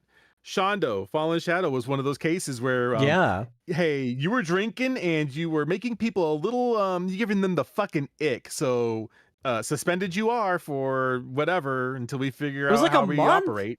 Until people complained enough to get her unbanned early, but God, that was it's like really you're gonna give her a month ban just because she like wanted to vent to chat a little bit. It's like that's one of the things that like VTubers do. Like that's a VTuber thing is they go and they have Zatsus, and sometimes they have gorilla Zatsus, and they kind of vent to chat, and then they feel a little better.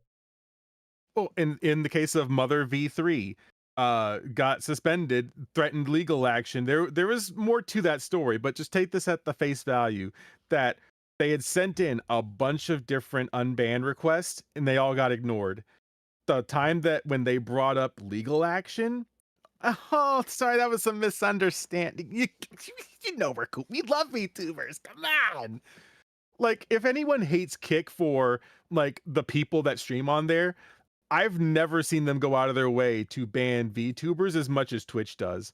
And people will be like, well, at least I don't have to worry about Aiden Ross. By the way, he's not there anymore, so don't worry, he's on Twitch now. I just found that out today that he's like doesn't have anything to do with Kick anymore. Yeah, so will the shift happen? Probably not. But I would say that like keeping your eggs in that one basket is always going to be dangerous. It doesn't matter where it is. You could say, well, YouTube is good actually. YouTube just demonetized an entire company, like all of their VTubers, for a random insert here reason. And so they couldn't get monetization turned back on. And some of them YouTube took away monetization on my personal channel because they're like, oh yeah, you didn't stream enough. And I'm like, I didn't realize that was a thing, that if you just like don't stream enough that will just like take your monetization away. Like Twitch doesn't do that. Like no other website does that. It's only YouTube. And there's really no reason to do it. But the VTubers love it. They love the constant abuse, and they have the Stockholm syndrome. And trust, I think that Twitch is great if I want to sit here and play copyrighted music all day. Sure, it'll get muted on the back end, but I really don't care about that. But, if you're just streaming, I don't think that you should be banned for showing tummy for 2 seconds. Which is why I think that when they brought on Gija, they knew that they could just kind of throw word salad at this lady and just they could just pacify her with that. That was it. They could pacify her with literally anything of, oh, we're working to improve this. The typical PR speak. Again, I don't want to sound too long-winded because I'm already a few shots in, but that's the thing about the interview. And I didn't watch all of it because there's no need to watch all of it. Once you kind of get like that point of, oh, they're saying a bunch of things, but nothing's actually being said, you can kind of just tune out. I have the timestamp for the like when they actually really start talking about like the thing that everyone wants to hear, which is about their enforcement actions. Because like the thing about it is most of it is just pure fluff. I can go ahead and take that off screen, but most of it's like pure fluff.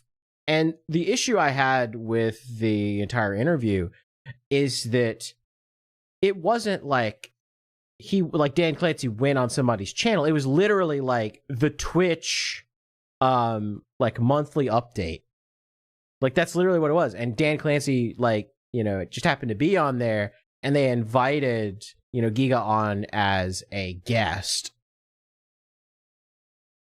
And then it was like they interviewed her, and then they let her ask like 2 or 3 questions.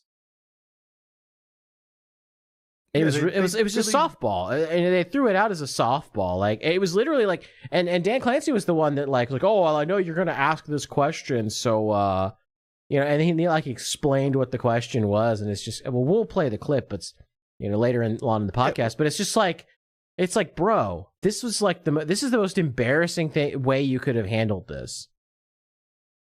Well, it always is, because as much as we would like to trick ourselves that the people at the top are really good at like controlling, you know, the output of whatever gets said, it's just the truth of the matter is, like, again, I'm not saying that I have the answers, and I'm not going to pull a DSP and be like, these fucking idiot game devs, these executives that don't play fucking video games, but it's like everybody kind of knows how to stream.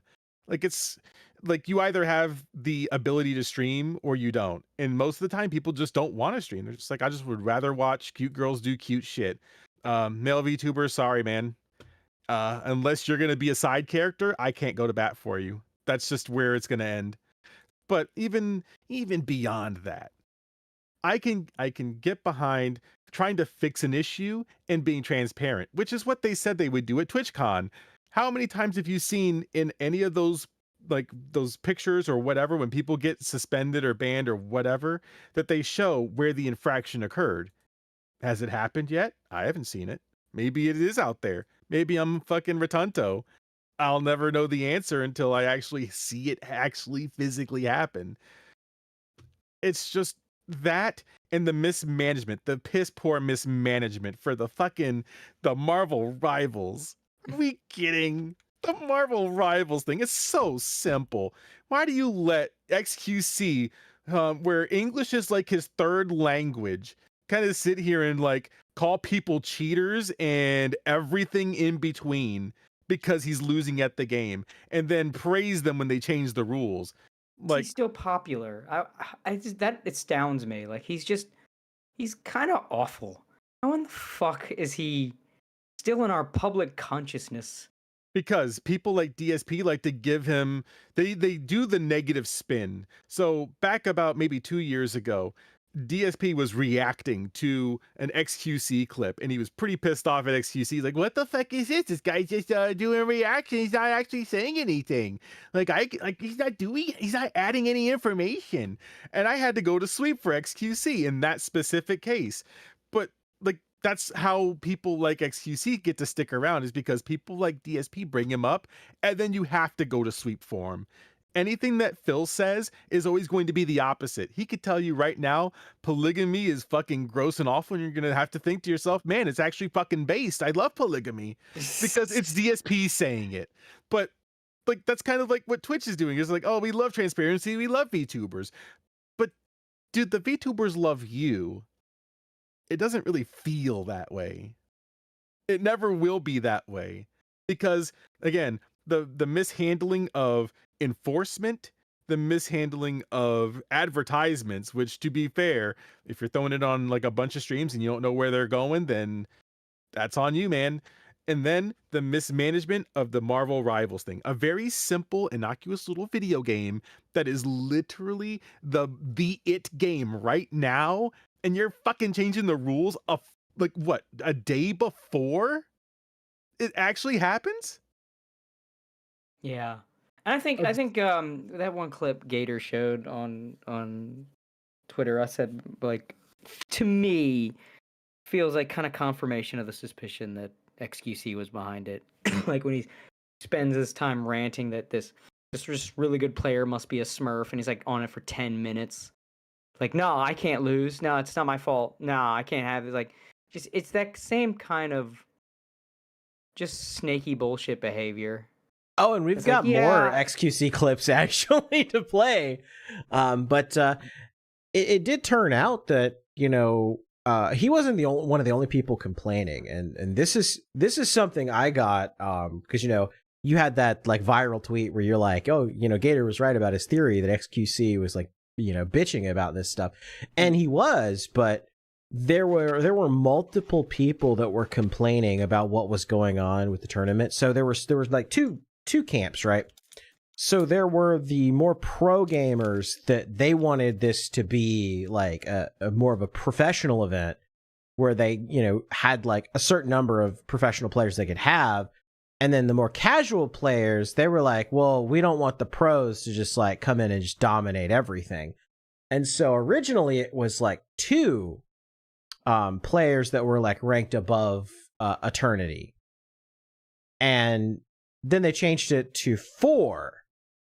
And then apparently a lot of people complained about that. Like more of the casual streamers were upset about it. And so then they bumped it back down to 2, but they did it at the very last minute after the teams had already been made. And so teams were like sitting there scrambling, trying to like get their rosters to like comply with the rules. And the other problem is that you had players on other teams that were literally like, you know, we talked about, you know, XQC was like complaining about smurfing, but there were people that were on his team that were literally firing up new accounts so they could continue playing without ranking up, which is also kind of bullshit, right? Because it like defeats like the spirit of the rules. But then the rules themselves are bullshit because it's like, oh, well, we're changing, you know, the standard by which you have to operate. And it comes from, you know, it's how it is today, not like how it was a week ago. So one of Doki's teammates ranked up like in the day it took them to change the rules, and then they applied the rules, the new rule retroactively. So because he ranked up then, it's like, oh, well, now you can't play. And it's total bullshit. And one of Shroud's players on his team, broke the rule or whatever. He was above Eternity. So they had 3 players that were high rank on their team. And this is what Coney was talking about. You know, the Shroud still has 3 on his team. I don't care about stacked teams. I care about rules applying to some but not all. And so the whole thing was just from start to finish was just I don't even really blame the streamers, right? Like I know a lot of people blame Valkyrie because she was one of the people that complained about you know, is this a casual tournament or is this a professional tournament? And she was kind of the opinion that she you know, wanted to limit like the pro gamers so that it could be more of a like casual tournament. But see, Twitch didn't know. I don't really blame her as much because Twitch didn't know what the hell they wanted from this tournament. You know, they should have just been like upfront about it. This is the problem with, again, rolling back into Twitch and the people that are there and why it's just abusive to VTubers. Because I just told you, like, Kick, like, they have some strange individuals over there. Like, there's no way to really wiggle out of that one. But if you were going to stream on a place that would give you, you know, more bang for your buck, essentially, sure, just use Kick. But you know how they always say that, like, oh, well, this person streams there and they're bad, so I'm not streaming there? You know, Aiden Ross, Johnny Somali, those individuals. Well, Extra Emily, I was in the same launch party. I was at the Stranova launch party in Los Angeles back in December. And Extra Emily and what's the other guy's name? Sorry, I don't know IRL streamers. He's the other guy from like OTK. I think we talked about it for like one actual real life split second, but that guy was there. And I remember seeing them. I was like, okay, well, they're pretty nice. I don't know anything about any of them. Like Extra Emily only comes to my mind because that's the VOD that I had to watch to find myself in it. But Extra Emily, most recently, remember, not Kick streamer, she's a Twitch streamer. She had a gun. I don't know if it was loaded or not, but if you ever see that clip floating around, just know that she aimed the gun at her face, like almost like she was like about to stare down the barrel. And it's like, what the fuck is gun safety? But do you see anyone saying, oh, I'm not streaming on Twitch, these Twitch streamers are out of control? You bet your fucking ass they're not. Stockholm Syndrome. We're never going to get people that have those same morals and apply them very, very much consistently. if Kick is bad for allowing people to do IRL streams and be shitheads, then we need to do the same with Twitch streamers looking at maybe loaded guns. There was one, I think it might have been a VTuber, it might have even been a regular person. They got suspended for having an unloaded gun on camera for not even 2 seconds, and I think it was in the background. I saw that. I saw that just the other day. It's crazy. Yeah. But do you see these people having the same standards? Again, I'm not trying to sit here and say all VTubers should not be banned. I'm saying that kind of what Coney's saying, that it should be about the rules applying to all, but not some of them. But that's what happened, is that it's applied to some people, but not all of the people. Those the e-girl Twitch streamers, they're showing actual hole, but are they going to get banned? Probably not. Now, the VTuber that says, some days I'm just really depressed and I don't know how I'm going to make it. Yeah, let's get rid of that one. Thanks, man. I really have trust in your website. All right, I'm done with my rant. I'm going to take a shot before I leave. So we're going to take a shot right now. Let's go. Before, I think a lot of the hate for VTubers by the Twitch staff is because they are a threat to the e-girls, and the Twitch staff are big simps for these e-girls, these OnlyFans girls. These OnlyFans girls have the Twitch staff wrapped around their finger as little toadies for these girls. And the VTubers are the competition for these girls. Mm-hmm. And that is the long and the short of why Twitch keeps stiffing the VTubers. It's 100% because of this. Because they are in the corner of the OnlyFans girls. Which is pathetic, but it's... they're not going to fix it. They'll never fix it. They have no incentive to fix it. Because there's no other platform.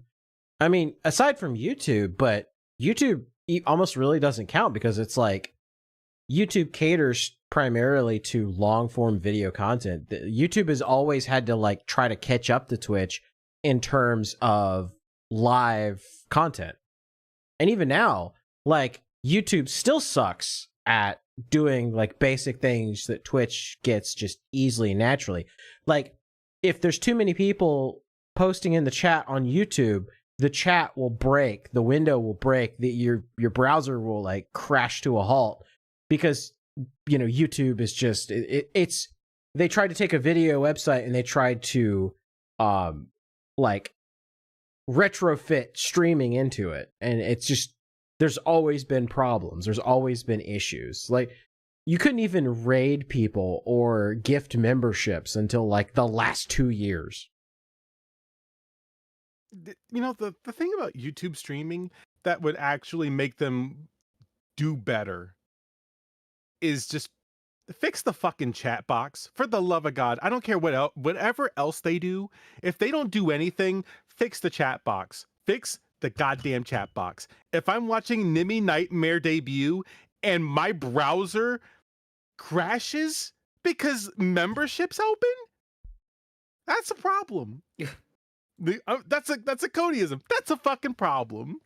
We're dubbing that, by the way.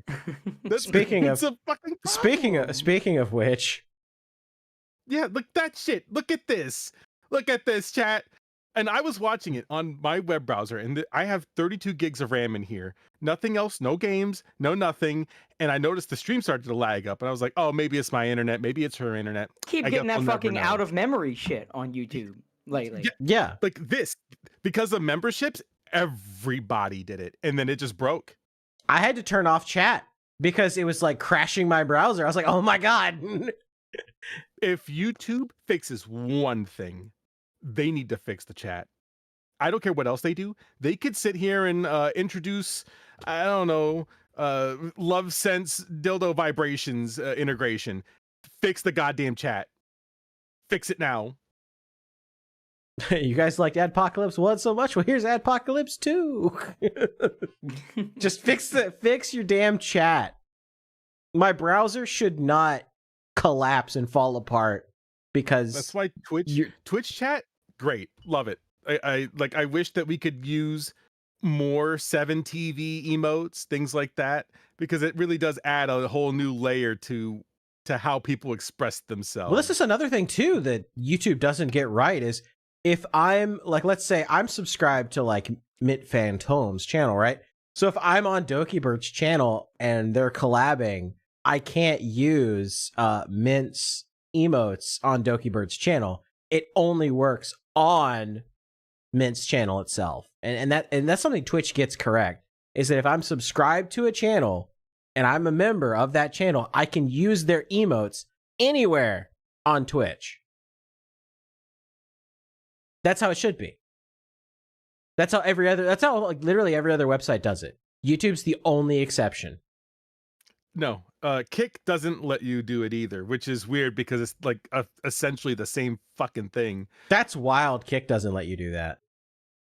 But you know, I just I'm so because like exhausted. that was something Guys, that was something that like Stream Me and D Live and Trovo did, right? Like those websites that people haven't talked about in like 3 years. Yeah, those websites did that. Also, someone brought this in the chat, semi-related, but very true. When I brought up the VTubers and the war between the VTubers and the e-girls, someone said, ironically, a fair amount of VTubers behind the scenes are most likely prettier than the e-girls. Yeah, it's a weird fucking phenomenon. You think like, oh, there's a guys of voice changers. So many of these VTubers, you look at what they look at in real life, and Jesus Christ, they're hot. Yeah, they literally are. This exact conversation. Yeah, we did. We're like, it's Have like, you seen wow. what Crony looks like? No, but no. I had whiplash when I saw this because you hear Crony's voice, right? You have kind of an idea what you think she looks like.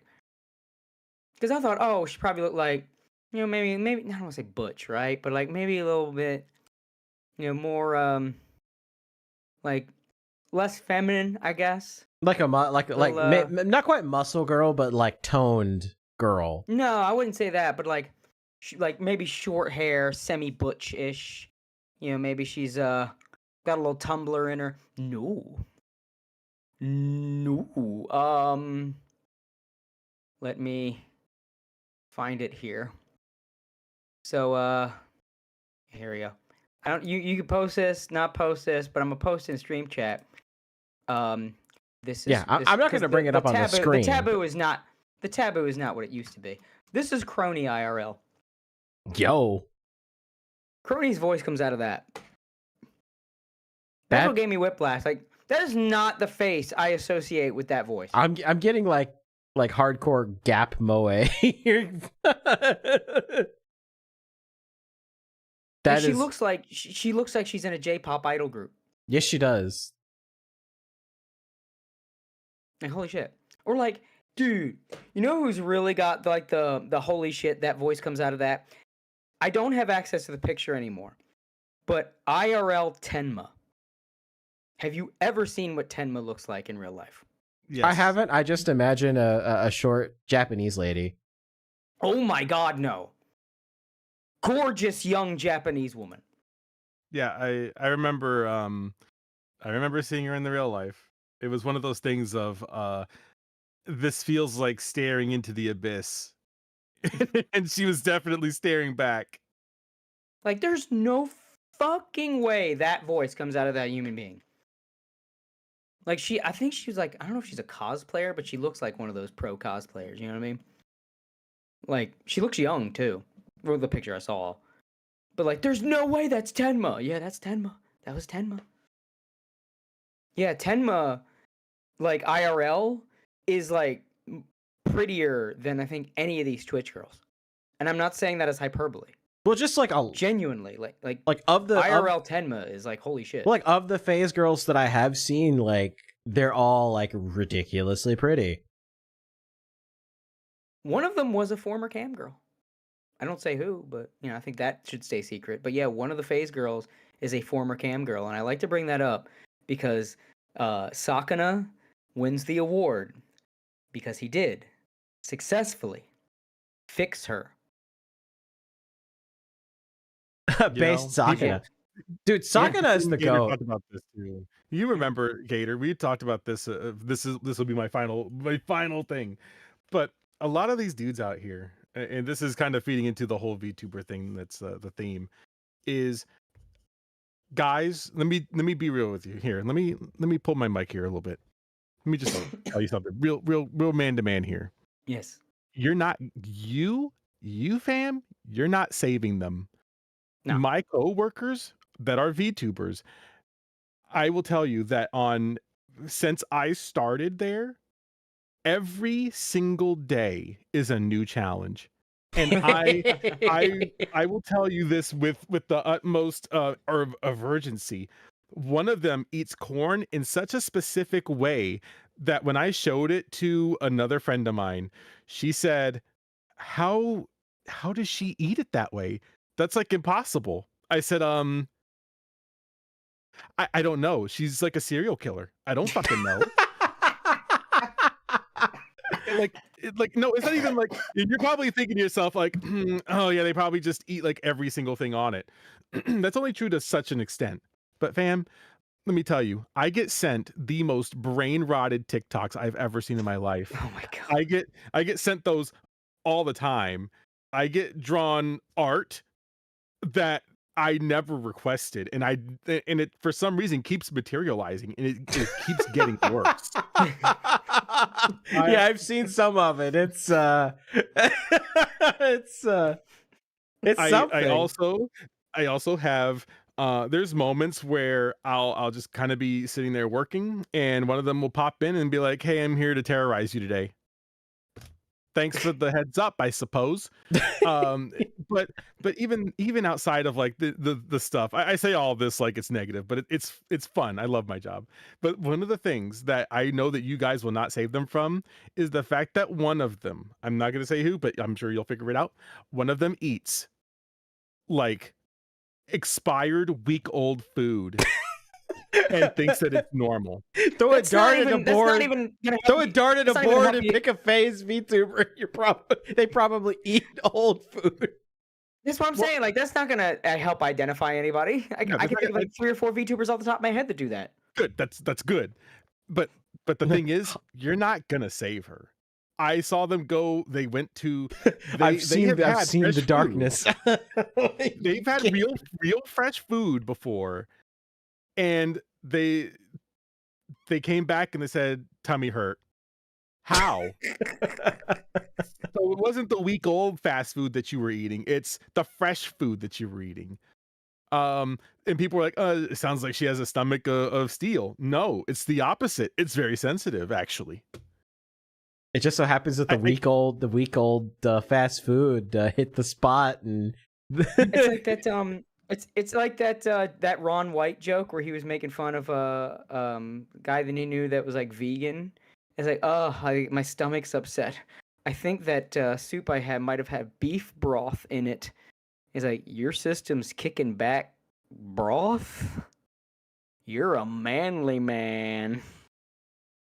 And you know, I feel like that's like these people are in the same situation. Like they're so accustomed to this other bullshit that they have something like actual real, and it's like, oh no, my twisted alien digestive system can't handle this.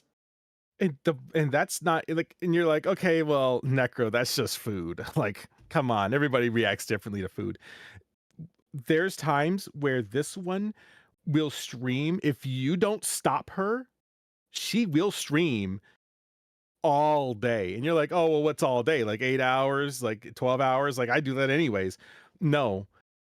I saw this one wake up early, stream. Immediately after that stream, went to another stream. They were playing another game on another stream for 9 hours after that. And then after that, they went to go play another game for more hours. We call that the Ranbot. Like, the and you're marathon. like, okay, well, when does she sleep? If this were real life, like right now, and she were here, she's not asleep yet. It's not going to be until like way early in the morning, and then she'll get maybe 3 or 4 hours of sleep, and then she'll just keep going. She'll get herself a coffee, and we're right back at it. Like nothing even happened. Like, what? Yeah, I was playing CS2 all night. Huh? Bros, you're not saving her. I promise. The VTubers that you think you're gonna like, you're gonna go and find, and you're gonna date them, and like everything's gonna be cool and shit. No, give up hope.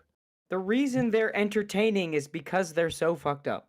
Yes, they abandon all hope. If you're like, this is, oh my god, she'd be so incredible as a girlfriend. No, you don't want that. I'm telling you, you, Rue, that is not what you want. And you feel like, nah, that sounds like a skill issue. All right, fam, go ahead and have your life ruined. I can't save you.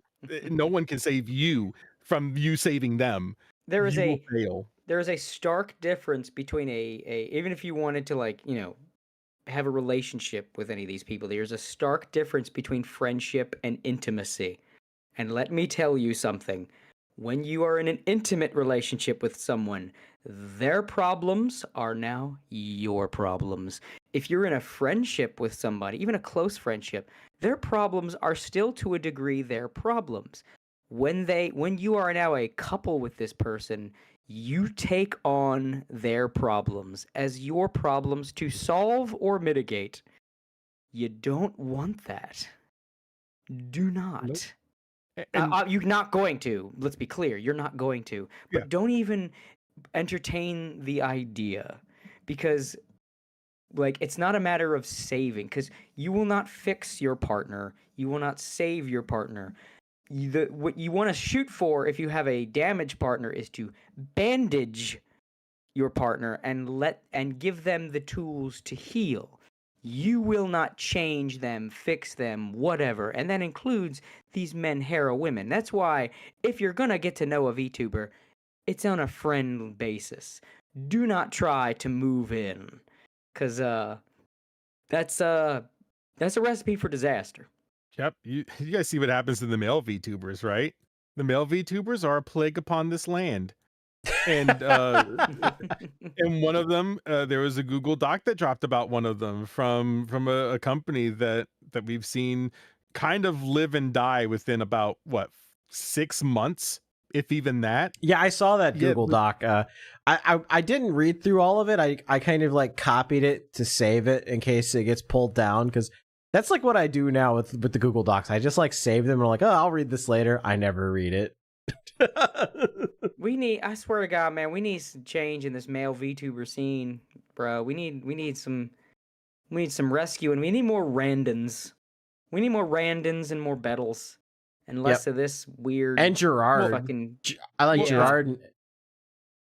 These guys, these male VTubers, it's two things, and we've spoken about this before, but it's they want a harem, and they are desperate for attention.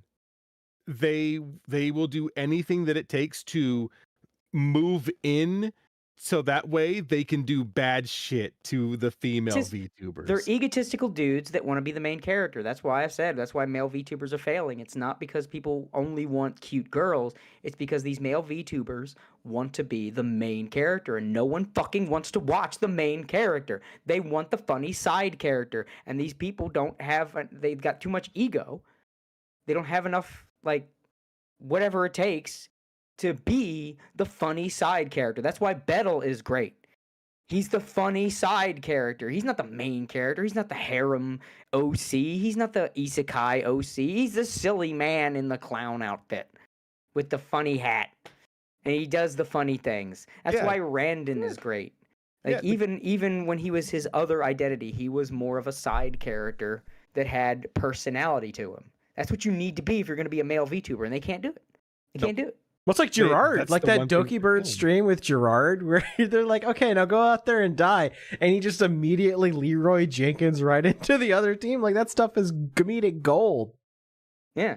And then he's on stream with Nana Asteria, and he just like drops that, like, she's like, oh, you know, what was your favorite, you know, memory of 2024? It's like, well, I got to meet you. And it was like, Riz plus 9,000. I was like, bro. Like, you cheer for him. But you remember, it's not even just that Google Doc that was dropped today. I think you can kind of just pick up what I'm putting down here. Oh, yeah. These male VTubers, they do a lot of, again, they do the main character thing. There's one, and I see his art. A little frog guy that just wanted to be one of the girlies. Now, again, I will say this until I know I'm supposed to leave already, but I will say this forever. When I saw that tweet get put out, it didn't matter what he said after that. I said, this is going to be the moment. So whenever this dude gets like inevitably canceled or whatever the fuck happens, there's always going to be this tweet. This tweet's going to come back. to haunt that to haunt that guy. The girlies. I want to be one of the girlies. My reply is, my brother in Christ, you are a grown ass. You are deeper voiced than me. You are not gonna ever be one of the girlies. And that's not even from like a transphobia standpoint. Trust, I'm not afraid of any of that. I am afraid that you're a grown ass. You are grown. Stop it. You I gotta get the fuck out of here. Have fun. It's okay. Necro's black. He can say. Oh, Necro. God bless him. God bless him. God Gotta bless have his him. ass on more. I always love it when Necro pops in. I got him wound up. About that. That dude. That was some shit, man. Can I say though on the subject of Dokibird, I've got a weird conspiracy theory. I mentioned before, and I think it was on this podcast, and briefly touched on politics. I think God himself endorsed Trump. You know, the whole like, the crazy situation it took for him to survive that assassination attempt, and some other like coincidental happenings that all lined up for Donald. And I was like, this. I think God's a Trump supporter, and in the same vein, I think God's a Dokibird fan. I think so too. With some of the other things that happened, and the fact that Doki's team won. It's too perfect. It's too perfect. They didn't just score high, they fucking won. And with that and some of the other stuff that's happened around Doki, like, you know, when bad things come her way, suddenly this miraculous shit happens. And I think it's starting to paint, I'm starting to get a picture of the Almighty. And it's that he's a diehard Trump supporter that's a big Dokibird simp. I think God wears a MAGA hat while watching Dokibird streams. That's my theory. And you're gonna have a hard time disproving me. I mean, like, it's just when like he has special divine providence for Donald Trump and Dokibird. Yeah. It's like it's too much. It's too many coincidences lining up. Things are like, yeah, bad things happen to Doki, right? But every time bad things happen to Doki, like this swell of like, yeah, there's support and everything, but there's support for like other people too. Like this swell of success then rises up, and this constant swell of success around this individual. And then I've talked about karma, my belief in karma, and one of the things I believe in karma is that if you try to come at someone that has a lot of good karma, there's a snapback effect. Like, look at everybody that tried to cross JonTron. JonTron has a lot of good karma. You try to attack someone with good karma, and in like a sort of inverse effect kicks back on you. So they try to destroy JonTron, they in turn get destroyed. Well, look at all of the people from Normal Boots that like had, you know, met with a terrible fate. Yeah. Literally all of them. Destiny's been in the news recently for some not so consensual things happening. If you come at someone with good karma, misfortune will befall you. Look what happened when Niji Sanji decided to try to destroy Selen. That was the major factor that brought about the downfall of Niji Sanji. Like, yeah, other things that happened, but man, was that the kill shot. If you come at they literally made the dumbest mistake by trying to hurt and destroy God's Oshi. And that is why we are seeing Niji Sanji collapse. They fucked with God's own Oshi. God's chosen VTuber. Do not fuck with God's chosen VTuber. If you, I'm telling you, man, I'm telling you, you're gonna see more of it too. You're gonna see more of it. You're gonna see more good fortune come Dokibird's way. She's gonna get all these crazy sponsor deals and everything like that.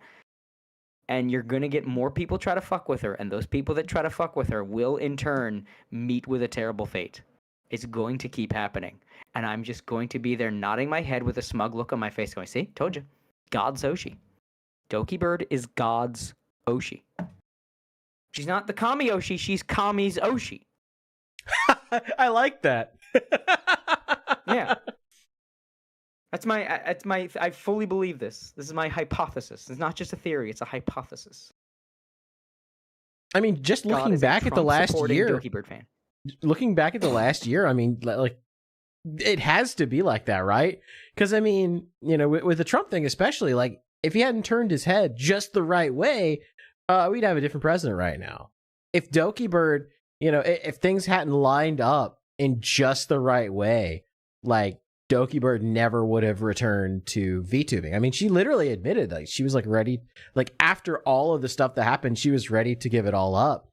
And, you know, luckily there was a lot of people in her corner that were like, no, you can, like, this is just, you know, this is a temporary thing. You can always come back. You can always, you know, do what you love again. And, you know, I'm glad I got to play just a tiny little small insignificant part of that, you know, helping her out and, you know, making sure that there is a future for Dokibird. Being your part in the assembly line to act as sort of the hand of see that is the true hand of God, is the series of happenstance and situations that make something possible. You could be the conduit by which God protects his Oshi. I am Dokibird's strongest soldier. I was on a mission. I was on a mission from God. Yeah, exactly. You were like the nerdy Blues Brothers. Exactly. Me and Andrew over on Legal Mindset. We were like the Blues Brothers. Yeah, you gotta get your suits and shades. But I do actually have shades on here if I could find them. Yeah, that's my theory. That's my grand theory. God's Oshi is Dokibird. And I think we're going to see more evidence of that as time goes on. Just keep that in mind. Keep that in. You take that to sleep with you, Pep Pep. And then when something else happens, you're going to be like, Cody was right. I know I'm right. I'm frequently right. Well, and that is something, too, I've noticed, especially on the internet. Like, you can, like, whenever you see people with, like, negative karma getting, like, dunked on, like, it always seems to get worse for them and not better, and it gets better for the people dunking on them. And the inverse is also true. Like, when people with bad karma dunk on people with good karma, like, it always turns around and goes bad for the people with bad karma.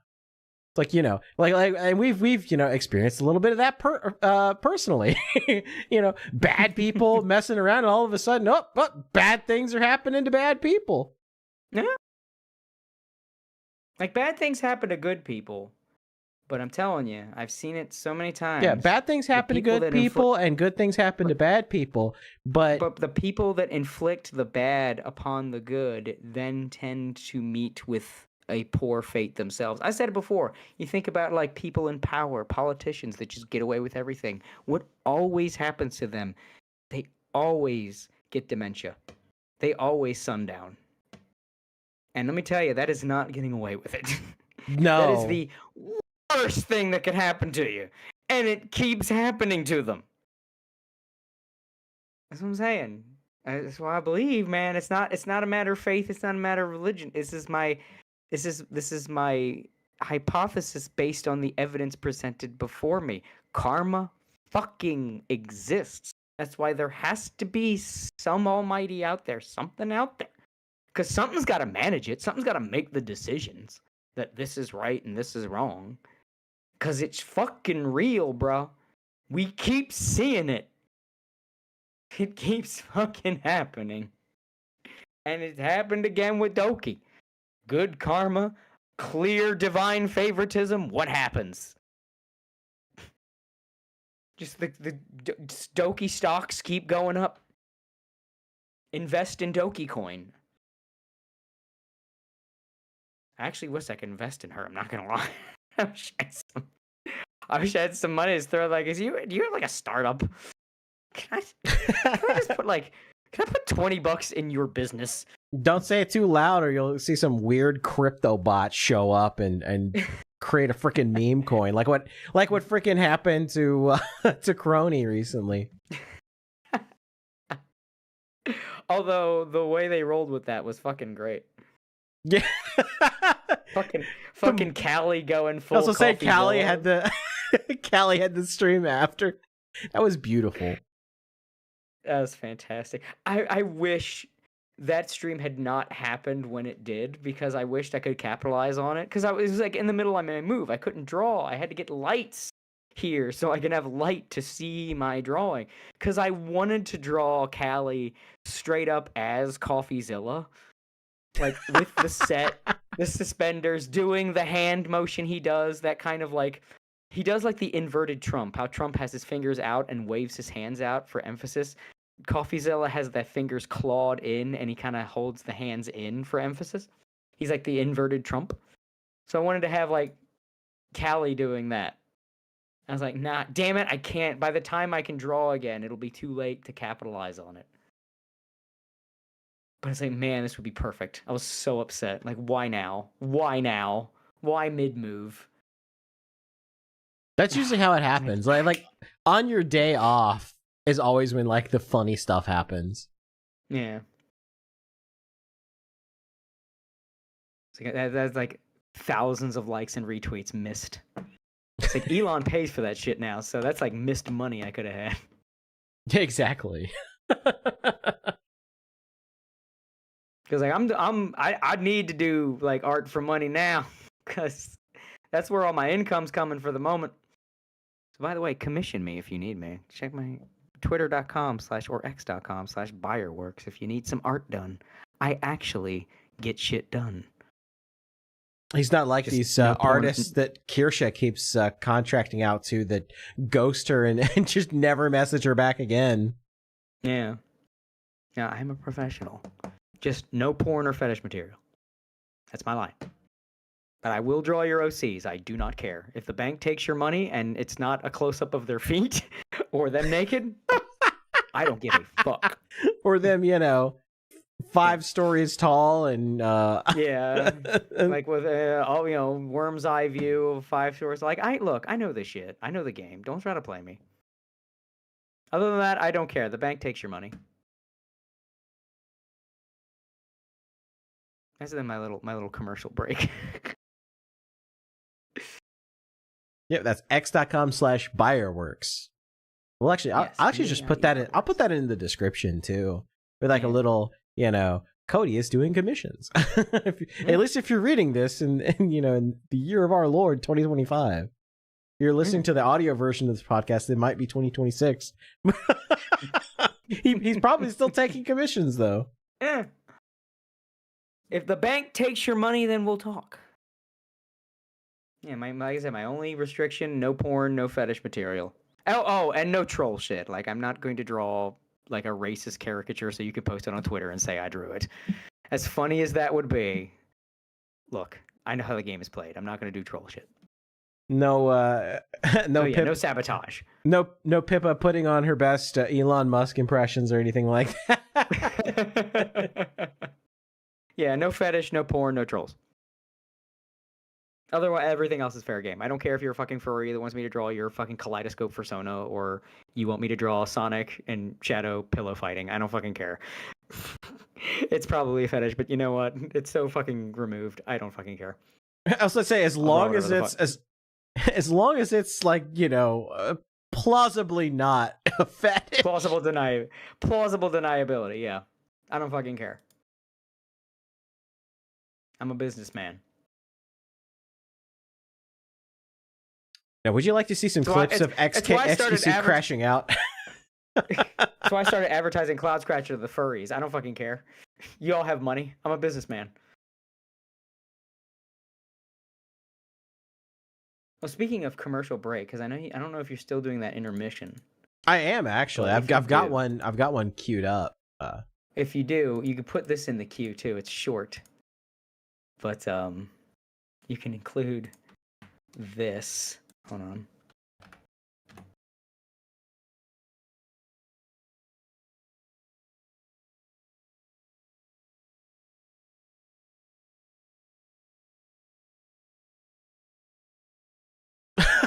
I think what? That's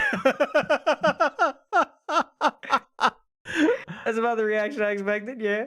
Holy crap! That is incredible. I just saw like the first like 5 seconds and I was like, oh my god, this is Kino.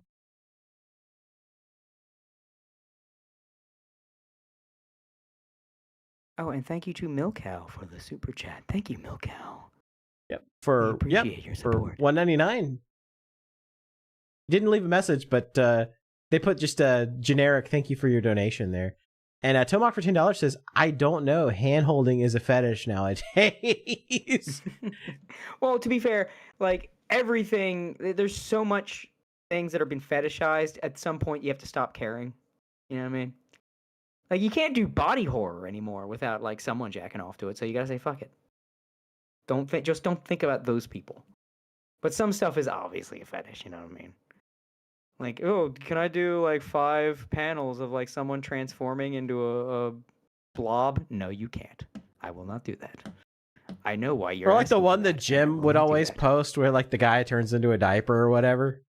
Yeah. It's like, I am not going to produce your wank-off material. But everything else is fair game. I just wonder where Jim, like, finds all of his freaking stuff. I was just like, what the heck? Where the hell do you pull this stuff from? Well, from remembering where I seen some of this shit, he probably just did what I wish I did and just saves it when he finds it. Just, like, just bookmarks the page.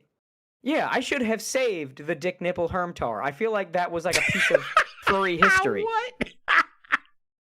I talked about that. Did I talk about that? I think you did talk about that. Yeah, no. the dick nippled Hermtar. Yeah, like dick nipples. What used to be like a fetish within the furries that died, and I feel like it should have been. It's like an extinct species that we didn't catalog. You know what I mean? It's like we should have. We should have gotten a picture. We should have gotten a fossil. And we didn't.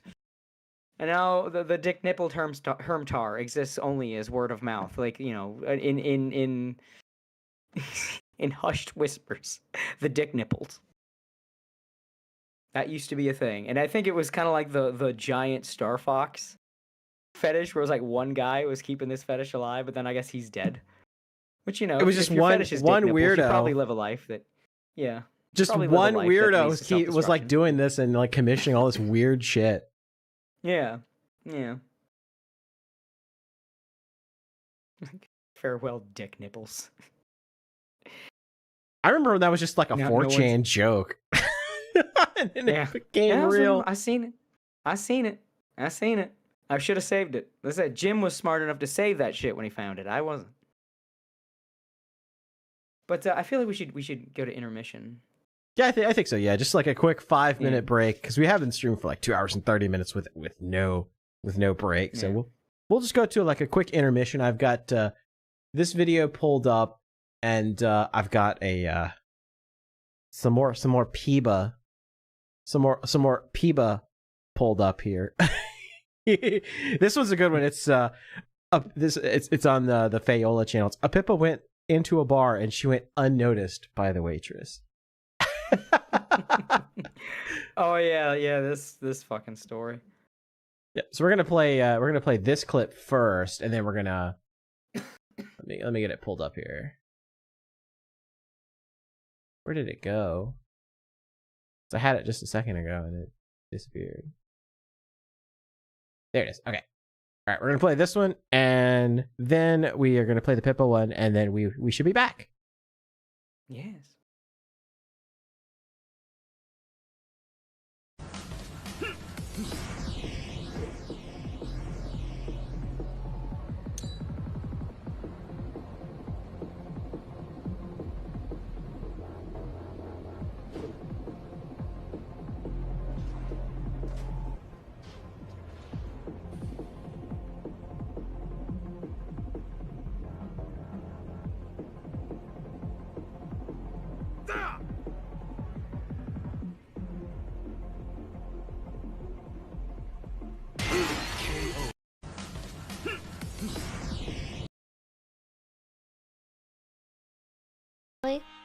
Recently, I went somewhere, alright, and there's like 5 people at the table, right? And the waitress goes to take the order, and she skips over me.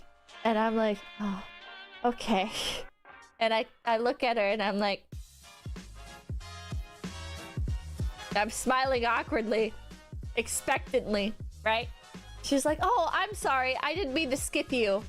And I'm sitting here like, what do you mean? What do you mean? What do you mean? There's a person on either side of me. And one person ordered, right? And then she skips me in the middle and then goes to the other person on the end. And it's like it's a straight line. There's no like bouncing back and forth or whatever, or like going going around the table and I'm like seated on an edge and she didn't see me or whatever. So I'm like, okay. And then I order an alcoholic beverage, and then she continues taking the other people's orders, and then she gets to somebody else and she's like, oh, can I see an ID on that? And then she looks at me and somebody else who ordered an alcoholic beverage, and she goes, oh, I'm sorry. You know what? I should be IDing everybody if I'm gonna ID one person. Haha. And it's like, am I being schizophrenic? What are you doing right now? What are you doing right now? Did you just call me old? You just called me a hat? What did you, like... What? What? What? You skipped my order and then you looked at me when you said that thing about IDing everybody else. Whatever.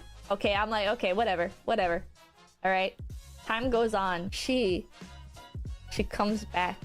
And I also have like a glass of cola, right? And she pours some more cola into my glass. And she pours like an entire cup of ice into this glass that already has like a normal amount of ice in it. So after she does this, the cup is 80% ice.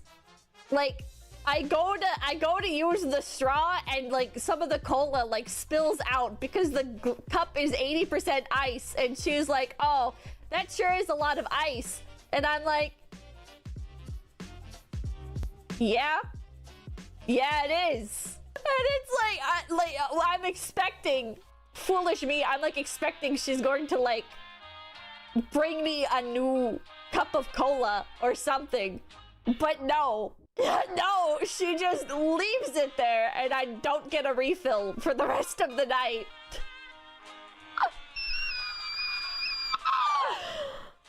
But I just start glaring at her, chat. I don't have just the rest of the night, I'm just glaring. Every time she comes up and she'll say like, oh, sorry. And I'll be like,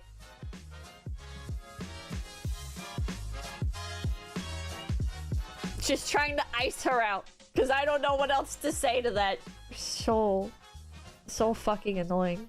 So fucking annoying, chat. Maybe I'm schizo, but I felt like she was messing. I felt like she was messing with me.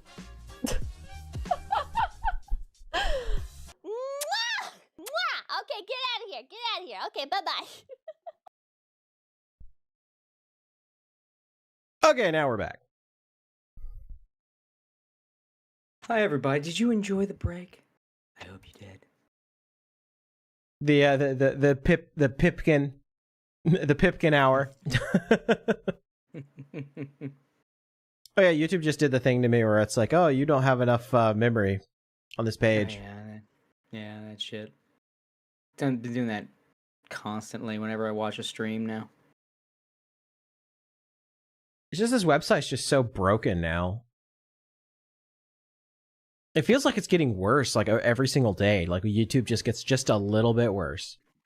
I think every corporate-owned website just gets worse, and it's mind-boggling.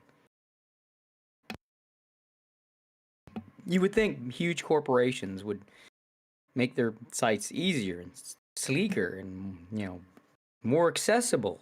They've all this money to put behind it, but no.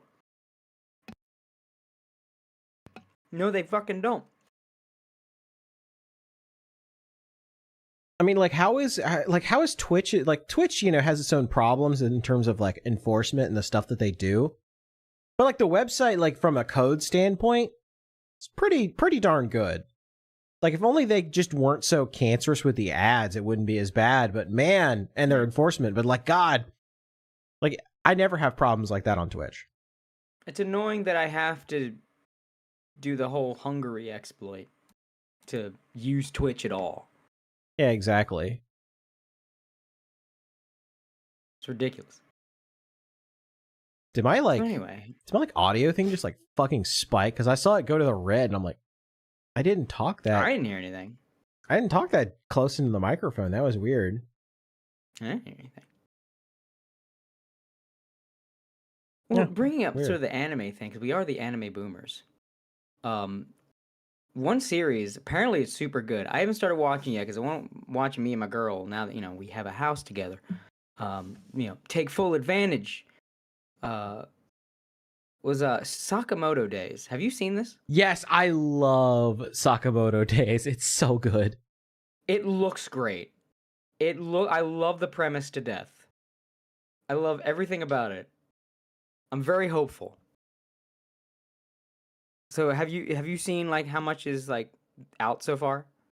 Yes, I'm current with it. Okay. So has it been consistently good so far? So far, so good. I'm very hopeful that it'll maintain this level of quality through the season. Excellent. How many episodes are out? Actually, let me go double check. There may have been a new one the other day. Oh right, there's a new Daima too. I gotta watch that shit. There is a new Daima. Yeah, actually, episode 4 is out, and I have not seen episode 4 yet, so I'm not quite current.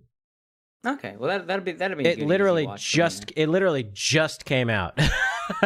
So, oh, that's good. We won't have to catch up on too much. yeah. So remember when you recommended Uncle from Another World? Me and her marathon that. Well, I watched a bunch first, and I said to her, "You'll love this show. Let's watch this show." So then I rewatched the first few episodes to watch with her, and then she and I watched the rest. That was a good one, by the way. If you haven't often watched that, Uncle from Another World. Uncle from Another World is great. Like it sound like it's one of those anime where like the concept sounds really bad, but trust me, it's a satire. It's a satire. Yeah. Like it's a satire of isekai and a love letter to Sega at the same time. Yes, it's beautiful. Fantastic.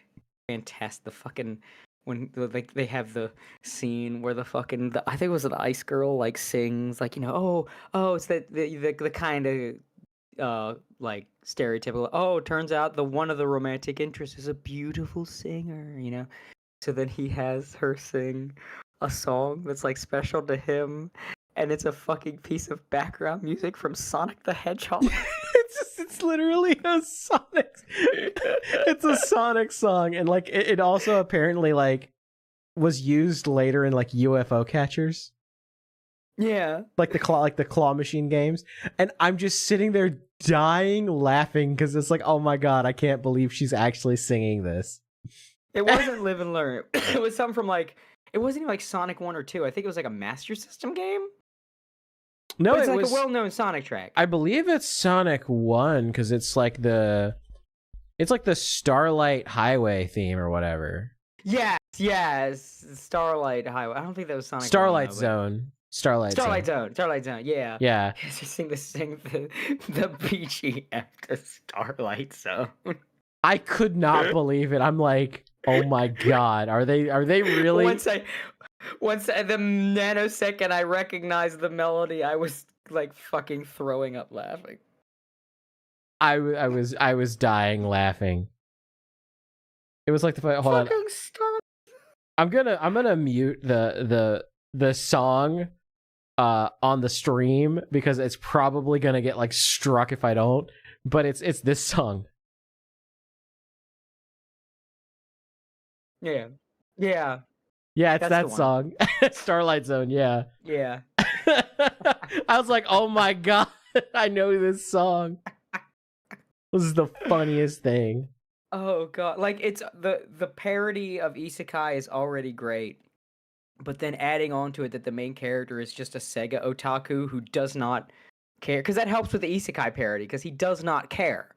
He does not care about any of this shit. He just wants to go home and play Sega.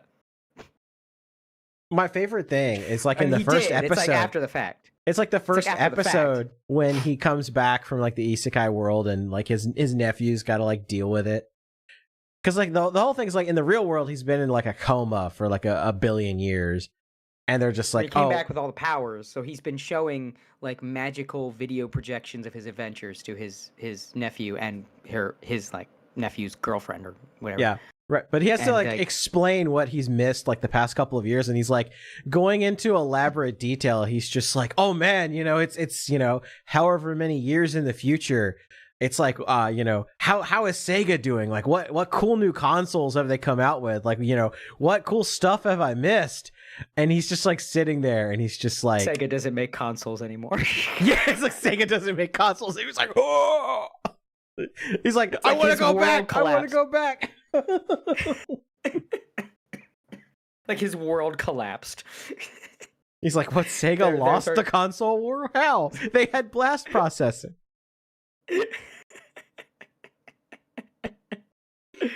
What a great show, man. What a great show. Someone asked, what's your thoughts on Final Fantasy VIII? Really good. Very different. A lot of people don't like it. I really like it. It's a lot easier to swallow when you accept that it is a Final Fantasy shonen anime. Because it's got some of those trappings, the melodrama, whatever. But once that clicks, everything else clicks. And you realize, oh, this is just like if Final Fantasy was in Shonen Jump. But everybody looked really realistic instead of shonen-y. But yeah, if you dig that, if you dig the shonen vibe, because God, it's got a shonen vibe. And a weird, like, timey-wimey plot. But overall, really good. The best, I've said this before, the best environments in a Final Fantasy game. Like, everywhere you go in Final Fantasy VIII, like, the environments feel so real, you can smell it. But they also feel so exotic, like you're in a fantasy, you know what I mean? It's like, it nails that middle ground. Like, I want to go there, and I can't because it's not real. But I want to, and I feel like I could. This feels real, but it also feels fantastical. They're talking about Uncle from Another World. His crash out to his favorite game not being ranked higher was hilarious. Yeah. That was great.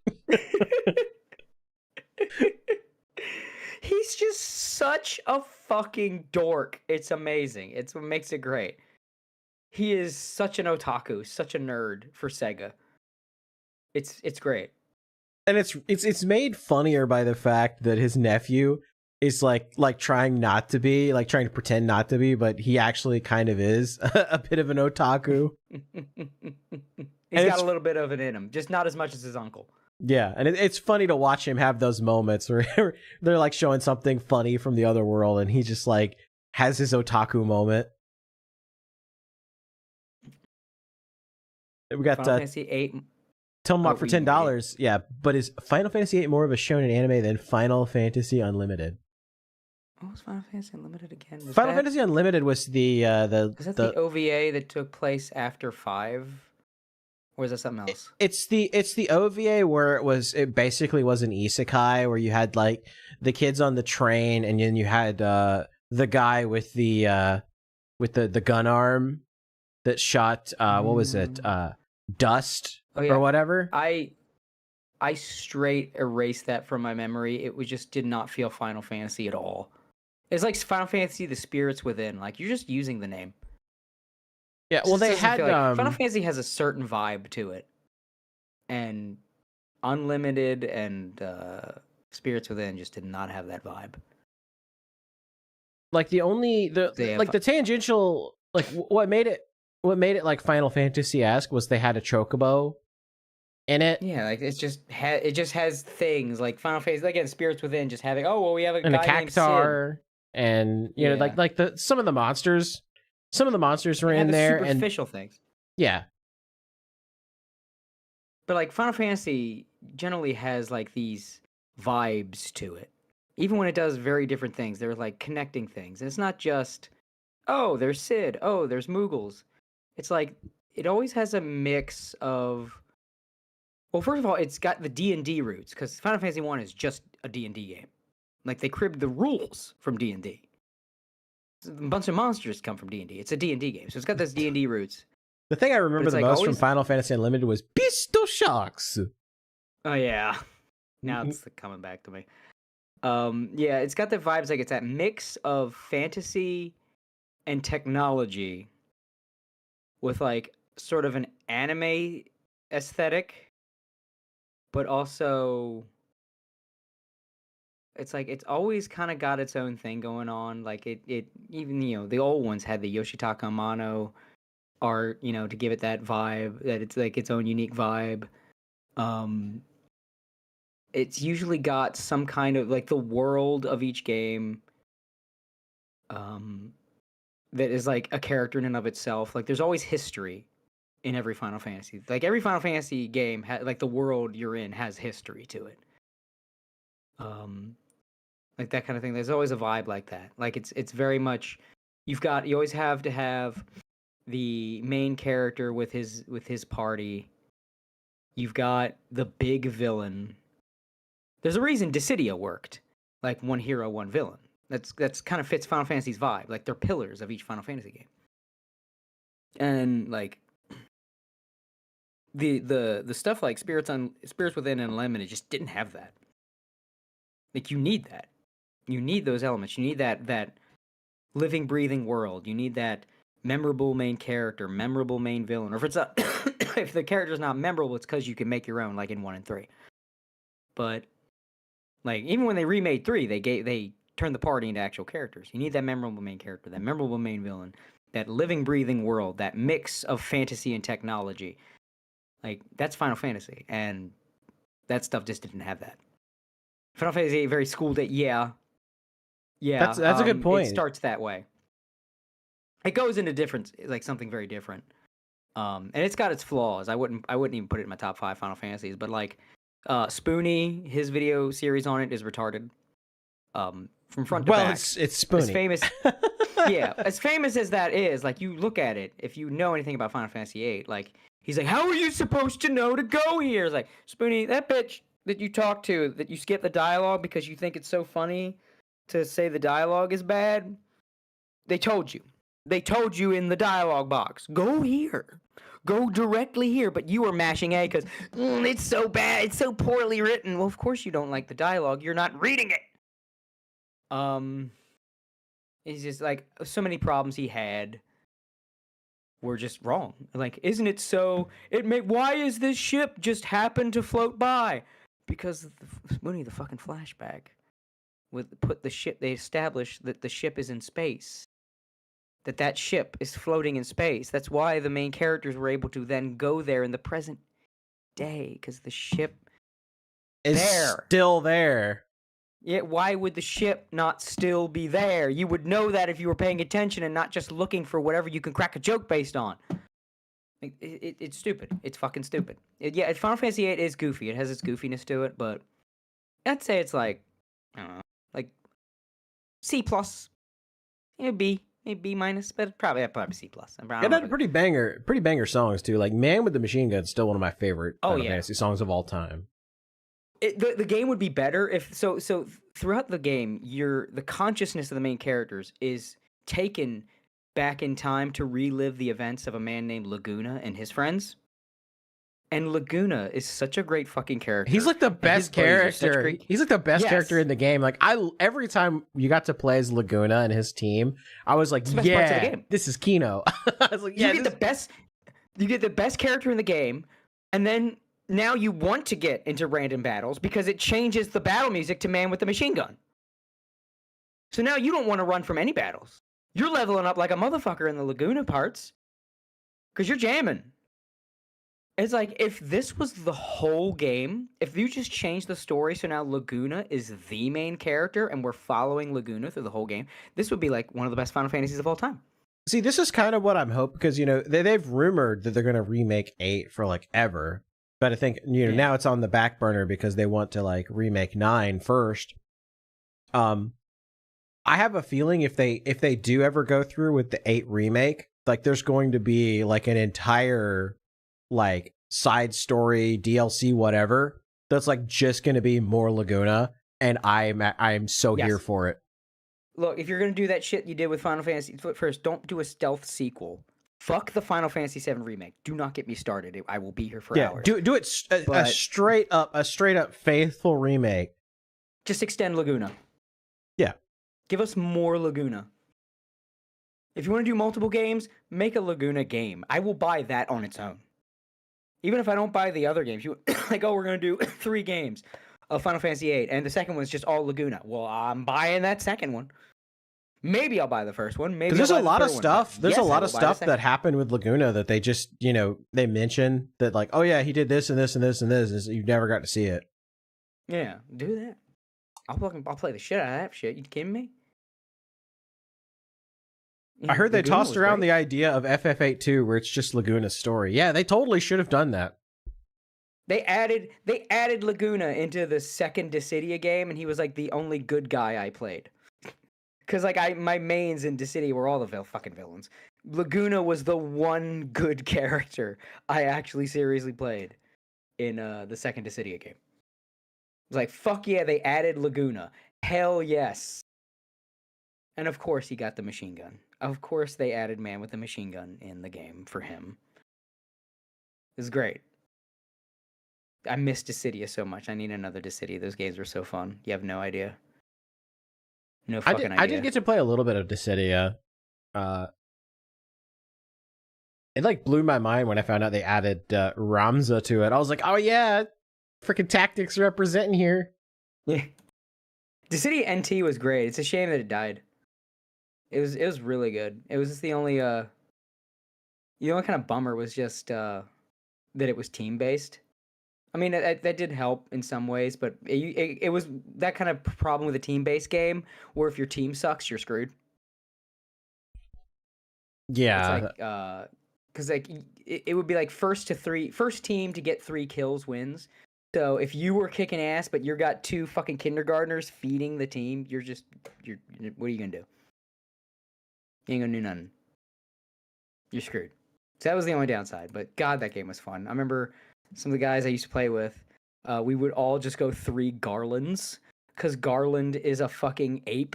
He's just a fucking bully character. And I've said before, I hate the man, love his acting. Chris Sabat's Garland is just over the top ham. So you just play this ham and cheese sandwich, just boring through the enemy team. Like, this is the song of battle! And you're just crushing people with giant weapons, because you could do 3 of the same character. So just rolling out as the Garland squad was one of the most fun fucking things to do. Just was 3 ham and cheese sandwiches, bullying everybody with your giant weapons while they're trying to cast magic or whatever, and you just slam, I'll crush you, and you slam down from above and throw them into the wall. And just big explosion. Oh my God, man. I remember one time we were doing that, and then one of the guys I was playing with, someone started sending him angry messages because we were playing on like PlayStation and like PlayStation messaging. And it's like, oh, you're cheating. You can't do that. So he just responded in nothing but Garland quotes. He's like, this is the cycle of battle. And it was like, you can't, like, they're going to patch out. You're gonna patch that out, and then you can't do that. Well, no one touches my princess, So... Oh God, I miss it, man. Dissidia was so good. Eva in the chat. What's going on, Eva? Oh my God. See, Yeah, I want them to release a new Dissidia too, because I feel like if they can bring in like the characters that they had in the last one, and then of course they'll add the characters from 16, but I imagine they'll probably also add I imagine that they're gonna add particular Final Fantasy 14 villain. Oh, they're gonna add Emmett Selk. Yeah, Emmett Selk will 100% be in a new Dissidia game. Put that in my veins, bro. You mean in the same game? In the same game, I can play as X-Death, Kefka, Sephiroth, and Emmett Selk? I will play nothing else. I will do nothing else. My free time will just be that. I will have bags under my eyes doing that for hours. Dude, are you kidding me? Into my veins. It'll be the yin and yang, because they're gonna add what's his face, Wuklamot in there, but they'd add Emmett Selk, and it would bounce. They're not gonna add Wuklamot. And they tried to push Wuklamot in Dawn Trail. I think they're very aware that everyone hates Wuklamot. Everyone hates. they're very aware. I think even Yoshi P was like, I expected this mixed reaction to Dawn Trail. Like, they know. They ain't selling a fucking copy putting Walk Lamont. But it's I almost wish they did, because God, I wish I could just beat the shit out of that character as X-Death. Because not only is X-Death my favorite Final Fantasy villain, but one of the reasons he's my favorite Final Fantasy villain is he has no fucking chill. And I would love to see whatever ridiculous over-the-top win quote he would have against Walk Lamont. Because you know X-Death would get personal and hammy, and he would say something like, whatever you care about more than anything in this world is meaningless, and you're pathetic, and all of your friends will die. Just some variation of that, and it would be the greatest shit. And I would just do it on loop for an hour. If you can emulate the PSP, play Dissidia Duodecim, because they have that, so you can play that shit online. I've played it online before. It works. Dissidia Duodecim, the balance in that game is all over the place. It is the only fighting game I can think of that has straight up 9-1 matchups. Like, there are matchups in Dissidia where just don't try. Do not attempt this matchup at all. But it's so all over the place, it comes back around to be fun. Like, it's not like Marvel vs. Capcom 2, where it's like 5 characters are viable and don't play dog, I'm gonna show you how to juggle. No, Dissidia is like, yeah, X-Death was the villain in Final Fantasy V. He's the greatest Final Fantasy villain by, like, leaps and bounds. And I mained him in Dissidia. The most fun part about him in Dissidia is he's the best character in the game, but you can never play him at his best because his whole game plan is, like, he plays super weird, and his whole game plan is about blocks and counters. Like, if you technically play him perfectly, you'll never take any damage, but you have to, like, know the timing of, like, every attack in the game. But if you can fucking do it, it's fucking glorious. Because you just tank everything, immediately hit with these, like, elaborate, over-the-top fucking counterattacks. While X-Death is just saying they got M. Bison's voice actor to play him, and they just said, eat the scenery. Take the scenery in your fucking mouth, and it's amazing. So imagine you're just doing you're blocking. No, the other guy can't hurt you, and he's like, meaningless. Oh god, it's the best shit. And then he pimp walks. Everybody else like dashes dramatically, all fast and shit, and they're like doing anime moves. X-Death, because you're not supposed to actually run with him. He has like a teleport that does damage, so you just like you're constantly teleport spamming on top of people. He's just swinging his cane around. Yeah, if you actually try moving, he just slow pimp walks, which is just X-Death is shit. It's like, no. Just aura. I don't need to dash. I have aura. I will just slowly pimp walk. That's shit. I love that game. He's just standing there menacingly till he teleports on top of you. Oh my god. Yeah. I'm back in the day, I posted so many Dissidia matches to YouTube. I just dubbed in my own music and shit. Because you could just record matches and just save them and save the video file and upload them. And I would just have matches where just crazy shit would happen. And it was so fun to just upload that shit, man. That is such a game. Like, the thing with the balance in that game is like stuff like X-Death, right? He's the best in the game, but you can't play him perfectly. You'd have other characters that are super busted, but then they would have this one character that just so hard counters them. So it's like this constant mental rock, paper, who beats who. Everybody has a 9-1 matchup to somebody, but they'll have like a bad matchup like 3 people.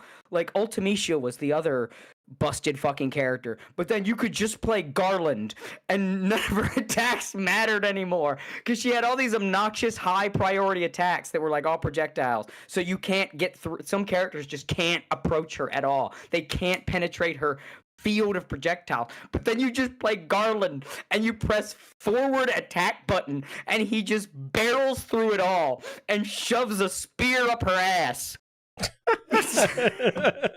It's so ridiculous because the whole game they're like, we want to make everything feel like the fight scenes in Advent Children, so you can run up walls and endlessly air dash and all this crazy shit, and then you have these insane fucking weird assist combos and these moves with the craziest property. Sephiroth in Duodecim is insane because you just spam this move that he just makes it's Shadow Flare. He just makes 4 projectiles appear around you and then close in.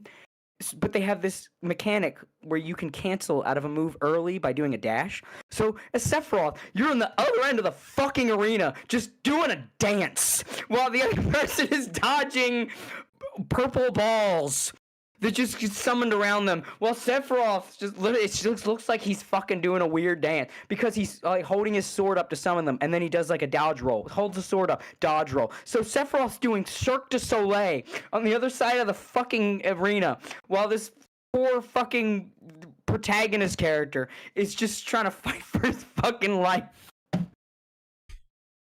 Amazing. It's insane.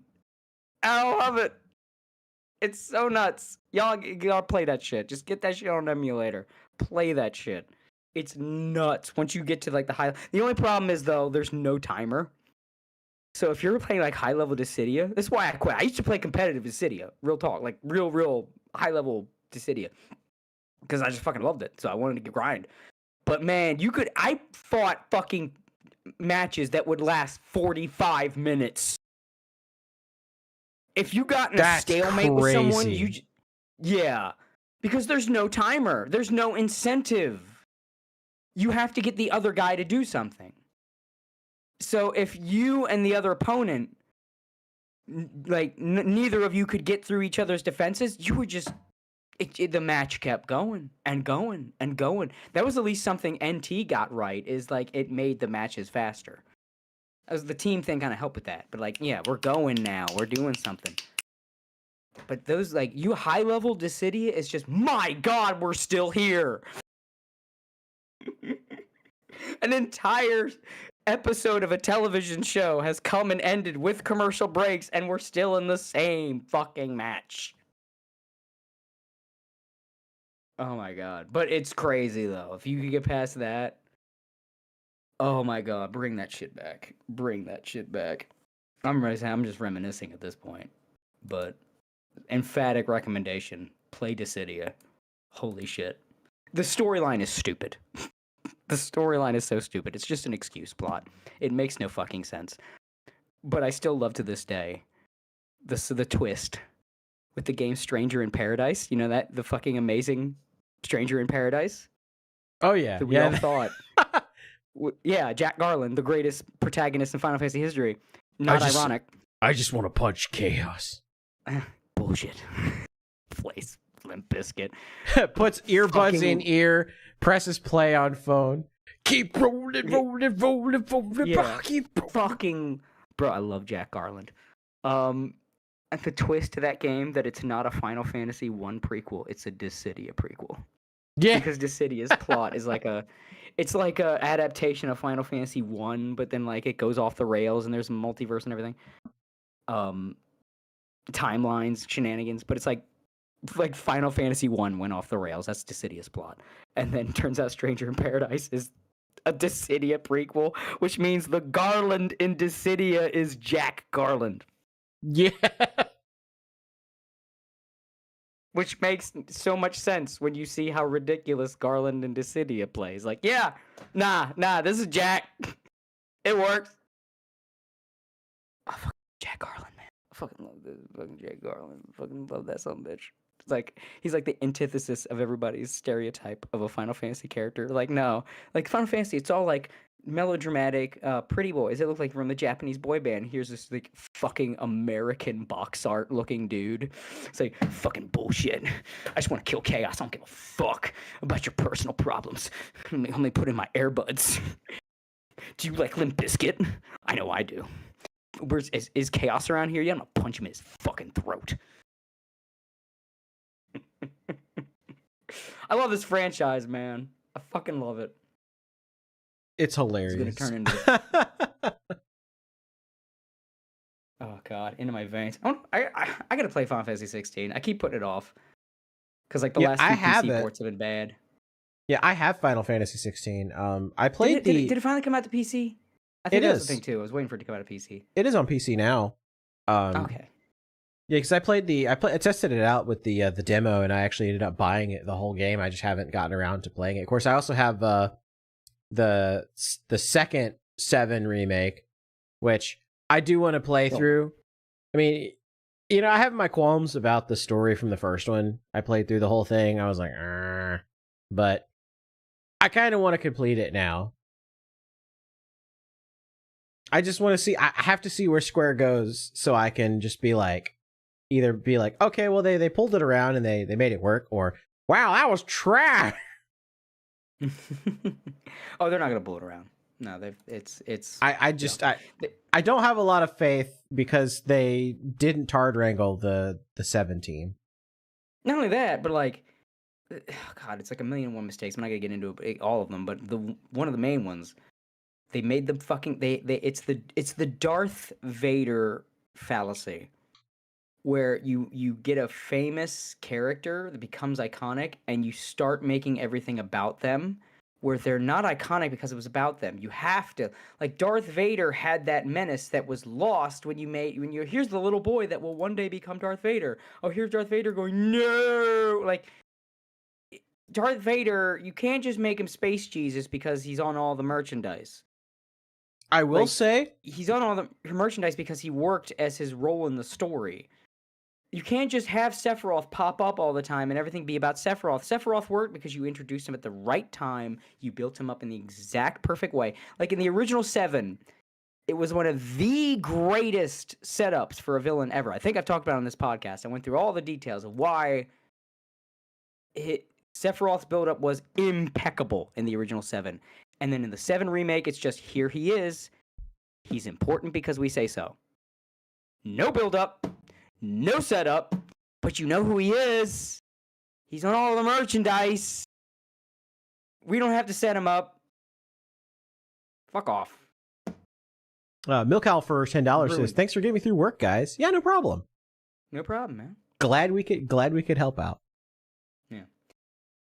Yeah, they dropped the ball on that remix so bad. The fucking trash bag ghosts. Yeah, curse you, time, Jannies. Oh, TD Ferguson, they do explain what he is. I think there's a whole... I think when you go to the Great Forest of Moor, they straight up tell you, because they kind of build it up, that he's a tree... He's an evil tree. That they kept sealing demons in this tree. He was the sealing tree. Because, oh, well, we can't kill this demon, seal him in the tree. Oh, here's another demon we can't kill, seal him in the tree. And they sealed too many demons in the tree, and it got clogged with demons, and the demons just smashed together until it became one entity that became the soul of the tree.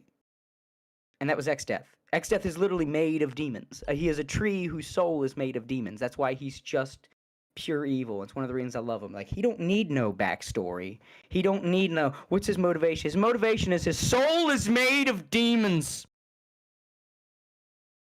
That's why he takes being pure evil and he runs with it, and that's why he's glorious. Because, like, yeah, Kefka, like, poisoned Doma, and that was awesome. I love Kefka, but, like, Exdeath just set a whole town on fire. Well, it's like the curse pot. Exdeath destroyed all of the hometowns of the main characters at the end of the game out of pure fucking spite. Like, oh, you want to come challenge me? Watch this. Sucks his hometown to the void. Sucks her hometown to the void. Your hometown to the void. Everybody's hometown to the void. Ha ha ha. Now what? All at once! In one cutscene!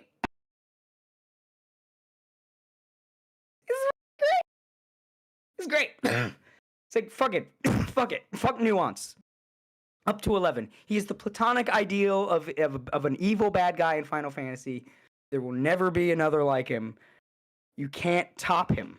That's why he's great. Like, yes, Emmett Cell, because yeah, I had the feels too, guys. But if Exdeath met Emmett Selk, he would call him a pussy and say and remind him that all his friends are dead. All your friends are dead. Suck my dick. Dude, man, he's like, again, he beat the shit out of a small child because the small child slighted him. He didn't smack the small child away. He stayed for an elongated period of time. Beat a small child. And then he had a Dragon Ball Z fight with a turtle. I love this franchise.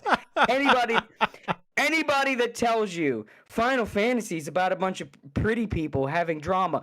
Final Fantasy V has a fucking Dragon Ball Z teleport fight between a giant talking turtle and a tree warlock that exchange banter before teleporting around the room, fighting each other. Not with spells. No, they just clash. In the same game, where there's a running gag where the main character and his old man friend are questioning their sexuality because they keep thinking that the pirate man is hot. And then when they find out the pirate man was actually a woman in disguise, they're like, thank God we're not gay. I remember that scene. I was laughing my ass off.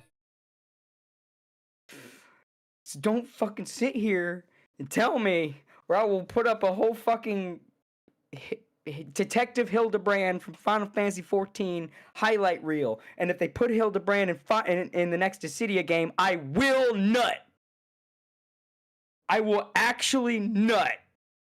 If they put like, oh, here, we're putting 2 more Final Fantasy XIV reps in Dissidia because, you know, so many characters. And we had 2 in the last one, but there's so many new characters now. So it's going to be Emmett Selk on the bad side and Hildebrand on the good side. Just, you will hear the splorch noise echo through the air no matter where you are on planet Earth, and you will know that splorch was Cody Byers, and that came from his pants that are now completely ruined.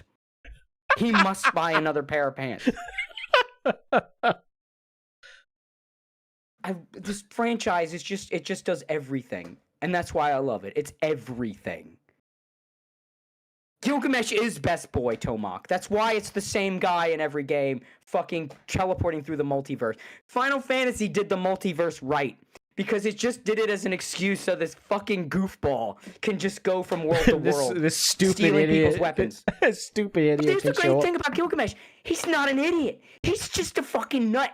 Because he's a really fucking competent fighter. That's why he's awesome. Because Gilgamesh will kick your ass. Yes, he will. But then he will do it.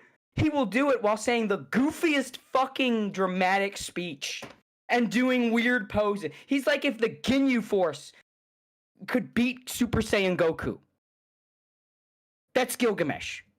Like, Gilgamesh is often the super... Gilgamesh was a fucking DLC super boss in Final Fantasy 13, where he shows up with a bunch of guns. First of all, he says... He breaks the fourth wall. It's like, wow, I can't believe you actually bought the DLC. And then he has a bunch of guns. And then he's like, man, guns suck. And he throws them away, pulls out the swords, and his theme song kicks in. That's awesome. Final Fantasy 13 sucks, but it still had Gilgamesh, and he did his Gilgamesh thing. It was amazing. It was amazing. This franchise, it's everything. It's got the funny one. It's got the melodrama, yes. It's got fucking shonen. It's got crazy anime, cyberpunk shit. It's got fucking whatever you want. Whatever you want. Final Fantasy is fucking everything. Like, yes, they're all pretty. That's it. That's the one thing you can make. Yeah, everybody looks like a fucking Japanese everything looks like gacked. And J-pop. Okay, yeah. It's one for you. Oh, Cloud looks silly with his hair in a realistic art style. Okay, whatever. Who fucking cares? Have you seen Barrett? He's got a fucking machine gun. It's a black man with a machine gun for an arm.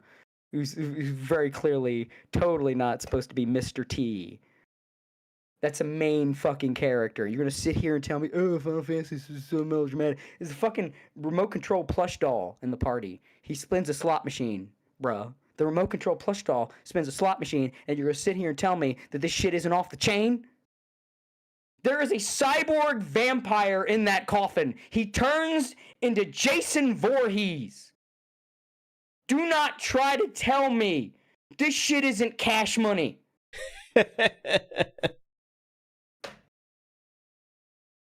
Oh my god! Even like, yeah, there are periods where the series was bad. I mean, Final Fantasy 12. It's just Star Wars. It's just Star Wars. It's Star Wars if Chewie was fuckable. It's just Star Wars with a fuckable Chewbacca. That's Final Fantasy 12. Yeah, okay, it's not that great. You still have like 1 through 10. And then it got good again with like 14, A Realm Reborn. And then 15 was good. And 16, I hear, is pretty good. So it was like, okay, you got some bad ones. Who fucking cares? Oh, you want to harp on that? Whatever. Oh, Final Fantasy 13. Yeah, Final Fantasy 13 sucks. You know, it didn't suck these first 10 games. How many years of games was that? Now go play 14, 15, 16. But here's the question. Go ahead. What? Hit me. So, if Dissidia was going to add like a bunch of characters from Final Fantasy games, would you be okay if they ultimately decided to add characters from games that in Japan were not Final Fantasy games, but in the West were called Final Fantasy games?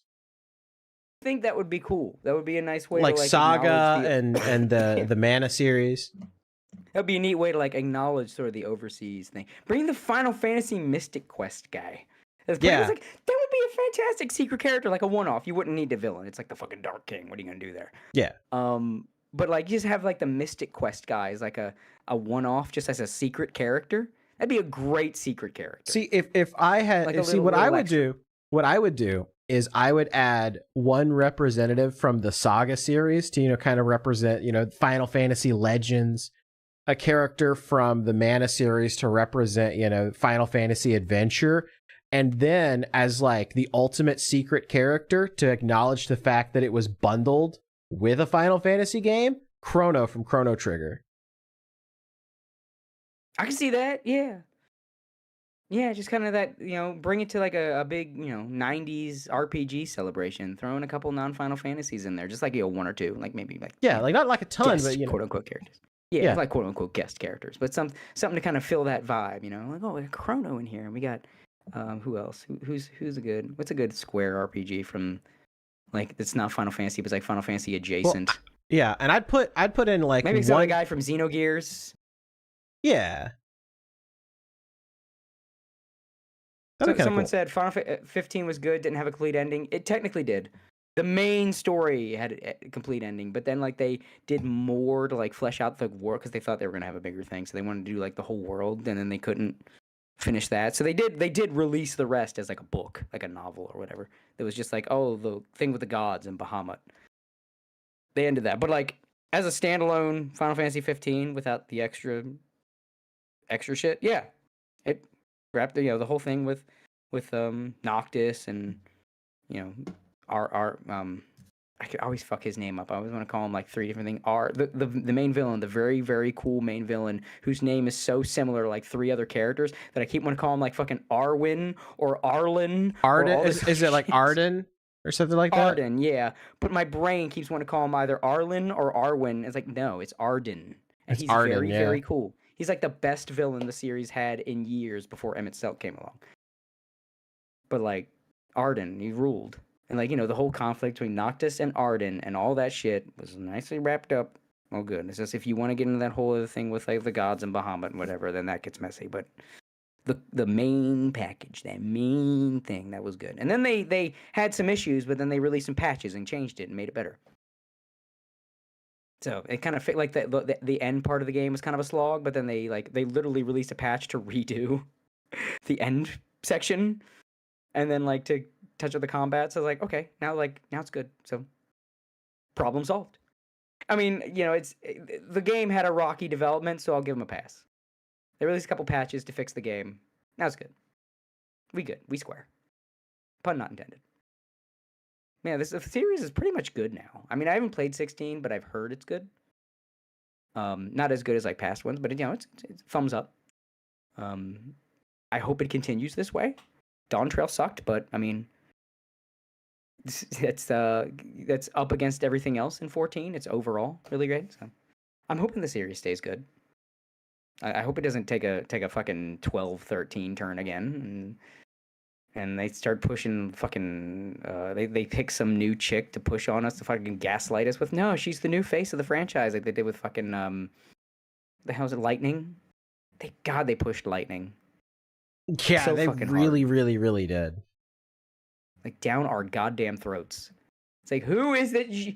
Do you realize once? I don't know if you know this, but once you know it, you're gonna want to punch a wall. Do you know she's just supposed to be Girl Cloud? Oh yeah, I knew that. That's why she's named Lightning. Because storm clouds come from lightning comes from clouds, and her hair it's just clouds turned down, like how his spikes out.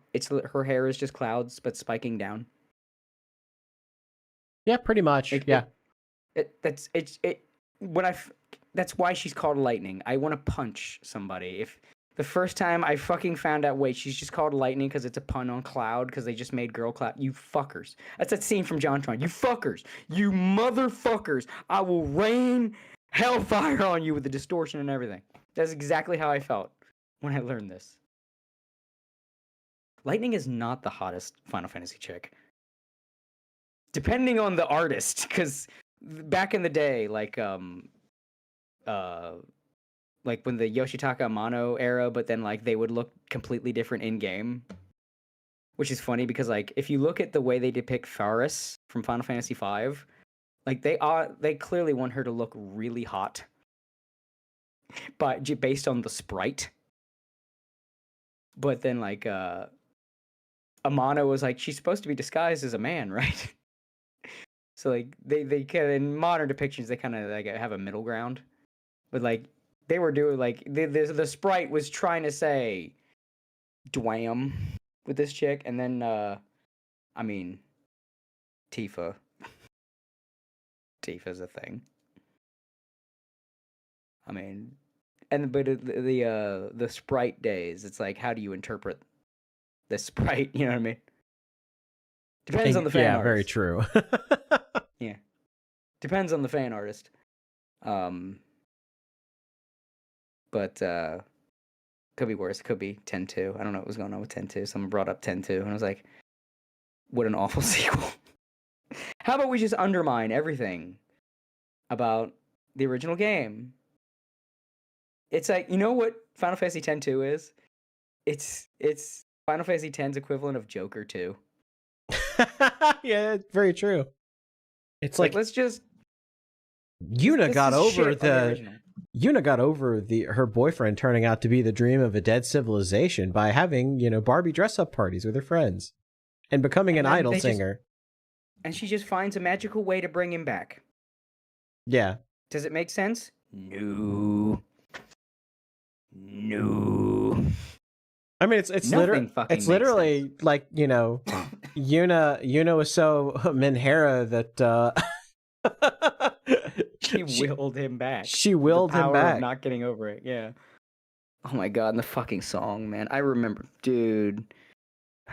If you ever want to see one of the biggest fucking slaps in the face downgrades, watch the opening cinematic to Final Fantasy X, and then the opening cinematic to Final Fantasy X-2. Just the songs. I mean, Otherworld from Final Fantasy X. You have an actual fucking metal song, like growling ass fucking metal song. Like, I don't know if it's full on death metal, but it's like dipping its toes. And that's how you begin Final Fantasy X. You begin Final Fantasy X-2 with the worst girly pop song you've ever heard in your life. Yeah. Are you fucking kidding me? L Monster in the chat for $2 says FF15 was good, didn't have a complete ending. Thinking That's what face. I was saying before, yeah. Yeah. I was saying, like, yeah, the main Final Fantasy 15 did. It's just if you go past it with all that extra shit. Then they didn't finish that. It's like, hey, while we're here, let's tell other story. Oh, we ran out of money. Should have just left it. You wouldn't have run out of money. Yeah, 10-2 is such a freaking 10-2 is such a freaking like just paradigm shift. It's like It's like it's kind of like you have this anime. It's like the Gynax ending of like Final Fantasy, right? Because it's like, you know, you have this like seemingly like cool like anime, and then all of a sudden it's just like halfway through it's like, let's go to space. And you're like, wait, what? You know what it is? It's compared to Gynax, it's like Gynax, my favorite Gynax series, because I don't really like Gynax. It was like the last thing Gynax made that I liked, was Nadia, The Secret of Blue Water. Fantastic show. Oh, I love that. I love Nadia. As you know, it got more episodes than it was intended to, so it got these weird fucking filler things like 2/3 of the way in.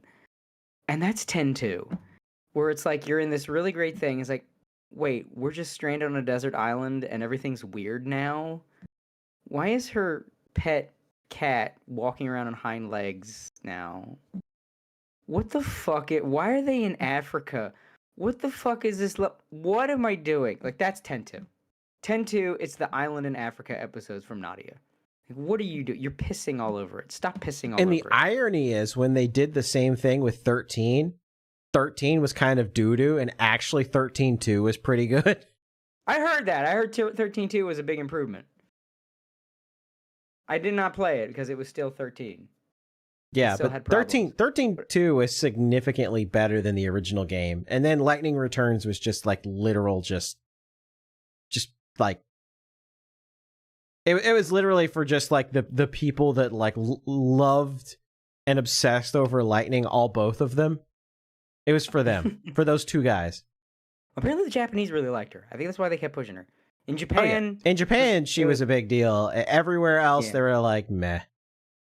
Get this out of my fucking face. I'm gonna go back and replay Final Fantasy VI again because you keep hurting me with the new games. I love 6, but 6 is weird because it is simultaneously amazing and overrated. It was the best of times, it was the worst of times. Yeah, it's like, everybody's like, this is the greatest. Okay, it's very good. It is not the greatest. It is very, very good. It is like one of the top 5 Final Fantasies. It is not the greatest game in the series. Final Fantasy VI is the best one if you're not a Final Fantasy fan. Because, like, you were impressed by the opening and, like, some moments or whatever. But it's like, if you've played the series and it's like, you start to pick up, like, you know, this is supposed to be an ensemble cast, but it really is just about Terra. But then you switch focus from Terra. And, like, half of these characters aren't important to the plot, but they're still here. Why would the hell's Strago have anything to do with anything? I like him. I like him, but why is he here? My favorite character is Adlai Stevenson. And why was Gao? What is Gao's purpose besides the blue magic stuff? What is he here? It's like it's too much. Kefka is really cool. Still, what is my purpose? You jump on the monsters and cast level 5 death. Oh god. Yeah. From gameplay standpoint, I understand his purpose, but from a narrative standpoint, you know, it was like there was some stuff in Final Fantasy VI that was like it's not that good. But it's still fucking excellent. It's amazing. It's fantastic. It's still overrated. It's like you can both at once be a masterpiece and overrated. It's like yes, it's excellent, but guys, calm down. It's like kind of how Final Fantasy VII was back in the aughts. It's like, yes, Final Fantasy VII is really good, but guys, calm down. Get over Sephiroth. Yeah, Final Fantasy VI has 2 blue mages. That is weird. That is really weird. And like the way you get their blue magic is like both separate, and it's annoying. It's like before this, you let the blue mage get hit by the move, and they learn the move. Now you have to encounter this enemy elsewhere, and then you go back to the Veld with Gao and wait for that enemy to now spawn into the Veld, and then you have Gao jump and leave the party for a while, and then when he comes back after 3 turns, he will learn the move. Okay, why? I'm really glad they went away from that immediately after. Yeah, fucking. Because they realized how annoying that was. Yeah. You couldn't just get it. You had to, like, wait for him to come back and hope he got the one you wanted. And like, yeah, I love Kefka, but y'all act like he's the greatest fucking literary villain. It's like, yeah, he's really good, but guys, calm down. Guys, calm down. Now, granted, I've said before, I think like Final Fantasy 5, 6, and 7 are like, that's like the villain apex trilogy. Like for a long time, those were the 3 best villains, and it was like 3 games back to back. And yes, Kefka was one of them. But let's calm down on sucking his dick. He's not that good. He's like 9 out of 10. You're acting like he's an 11. Like, calm the fuck down. Because see, like after that, like 8 really like 8 doesn't really hit you with the villain until like the story's almost complete, and so it's like you think it's gonna be like Edea, and it's like no, actually she was all right. She was being possessed by an evil sorceress from the future. Well, that's the thing. Technically, the villain is around. Throughout the game, but because she's possessing someone else, they're not the same person in your mind. That was like, I don't even think they were thinking of that, but it's like sort of in hindsight we can see that yes, all of that was Ultimecia, but we think of it as Edea because we knew it as Edea. So even when we find out, oh, Edea was being possessed or whatever, Edea is still the villain we remember. Right. Even though, yes, all that action was Ultimecia, we remember it as Edea. Ultimecia really only got retroactive recognition because Dissidia. Dissidia basically reminded you, yeah, this was the chick that was the main villain. It's like, yeah, she's the one that's been screwing with you literally since the beginning of the game. Yeah. But because she's not there and she's possessing other people and doesn't, like, it's not like kind of a baby thing in Dragon Ball GT where, like, yeah, he's possessing other people, but, like, he'll speak with his own voice, he'll mutate his host. He reminds you he's there. Ultimecia didn't do that. She was just possessing them. You didn't it was just her consciousness, yeah. Yeah. You need, if you're going to have a possessing villain, you need that reminder they're in there so that they stick with you as the antagonist. Otherwise, you're just going to think of their host as the antagonist. Even if you find out, no, he's just possessed. Here's the real villain. It's like the problem Final Fantasy IV had. Like, yeah, Zemus, but no one remembers Zemus. They remember Golbez. Right. When I think of Final Fantasy IV, I think of Golbez. Yeah. Also, because Golbez is like ridiculous, like Giga Chad character. Like it's hilarious. Even in his later depictions in every other media, Golbez is like comically Giga Chad. Like Dissidia gave him the deepest fucking. I don't know if you ever heard his voice in Dissidia. His voice will make you gay. Golbez's voice in Dissidia will make a straight man gay. I shit you not. It was like oh my god, that's just apex man voice. And then he just does all this cool shit. He does more cool shit in like other games. He's just the coolest man in the room. It's like and then like he's like, oh, he's Cecil's brother. It's like I've made jokes about this for years, but it's like the movie Twins. You know that movie? Yeah. You know what I'm talking about? Where it's like Schwarzenegger and Danny DeVito, but Danny they're twins DeVito, Schwarzenegger, yeah, because Schwarzenegger got all the good genes and Danny DeVito got all the lame genes, and that's just Golbez and Cecil. Because you have this giant mountain man, deep voice, hoarding all the testosterone, with all the Balrog with lots and lots of powers. He's got all the powers. He's got the Shadow Dragon. He's got the cool lines. He's got all the cool shit. He's summoning meteors. And then his brother's this soft lady boy. He's like, I don't know who I serve anymore. I mean, I'm not Cecil's an alright character. I'm not saying Cecil sucks, but compared to Golbez, you put them next to each other. It's like, fuck you, Cecil. And it's made worse in Dissidia, where they're voiced. And Cecil, he's got the anime boy voice. And then Golbez is like, this victory shall be my atonement. I can't imitate Golbez because I can't do that with my voice box. Go look up a clip last of just inch of him's Golbez. covered with hair. Dude, just look up a fucking clip, like a compilation of Golbez's like victory lines from Dissidia. It's like, my god, that voice. Bruh. I'm telling you, man. It's like Golbez is just peak. He's just peak. He's cool as shit. Golbez is just fucking the comical testosterone wizard. He's the testosterone wizard. That's what's powering his magic. Is the fucking his mana pool is all the mana is stored in the body. balls. Yeah, Yes, his mana is stored in his ball. Have you seen what he looks like without his armor? Because in the the Final Fantasy IV sequel shows you what he looks like. Oh, the after years or whatever? Yeah. Let me find it. It shows you what he looks like under the armor. Oh, there he is. Right. Come on, Google. Let me just stop being a bitch. Oh, here's the Dissidia alt costume that shows you. Yeah, he's just like it's massively buff dude with silver hair. Yeah, like he's fucking huge. Yes, you found it before I got it. Yeah, they made an alt costume in Dissidia. Yeah, he's just this huge buff dude, and like you compare him to Cecil. It's like he just this guy. It's night and day. Good genes. It's again, you see that and you hear his fucking voice. It's the "Don't talk to me or my son" meme ever ever again. Yeah, yeah. It's the Virgin Chad meme. It is as two brothers.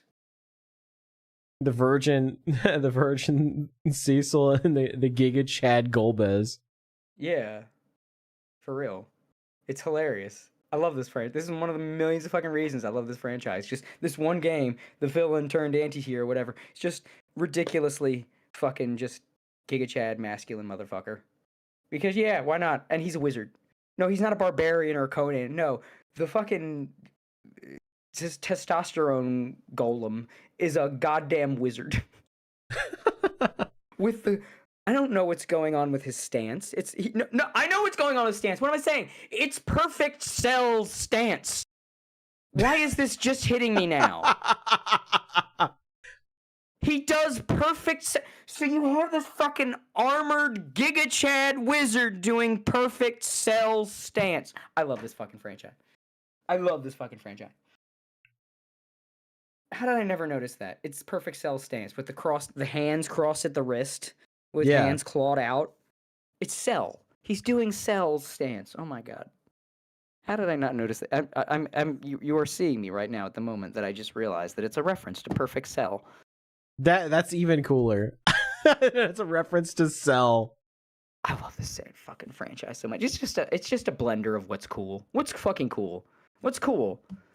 What would be cool? Let's just do D&D, but like with a time loop.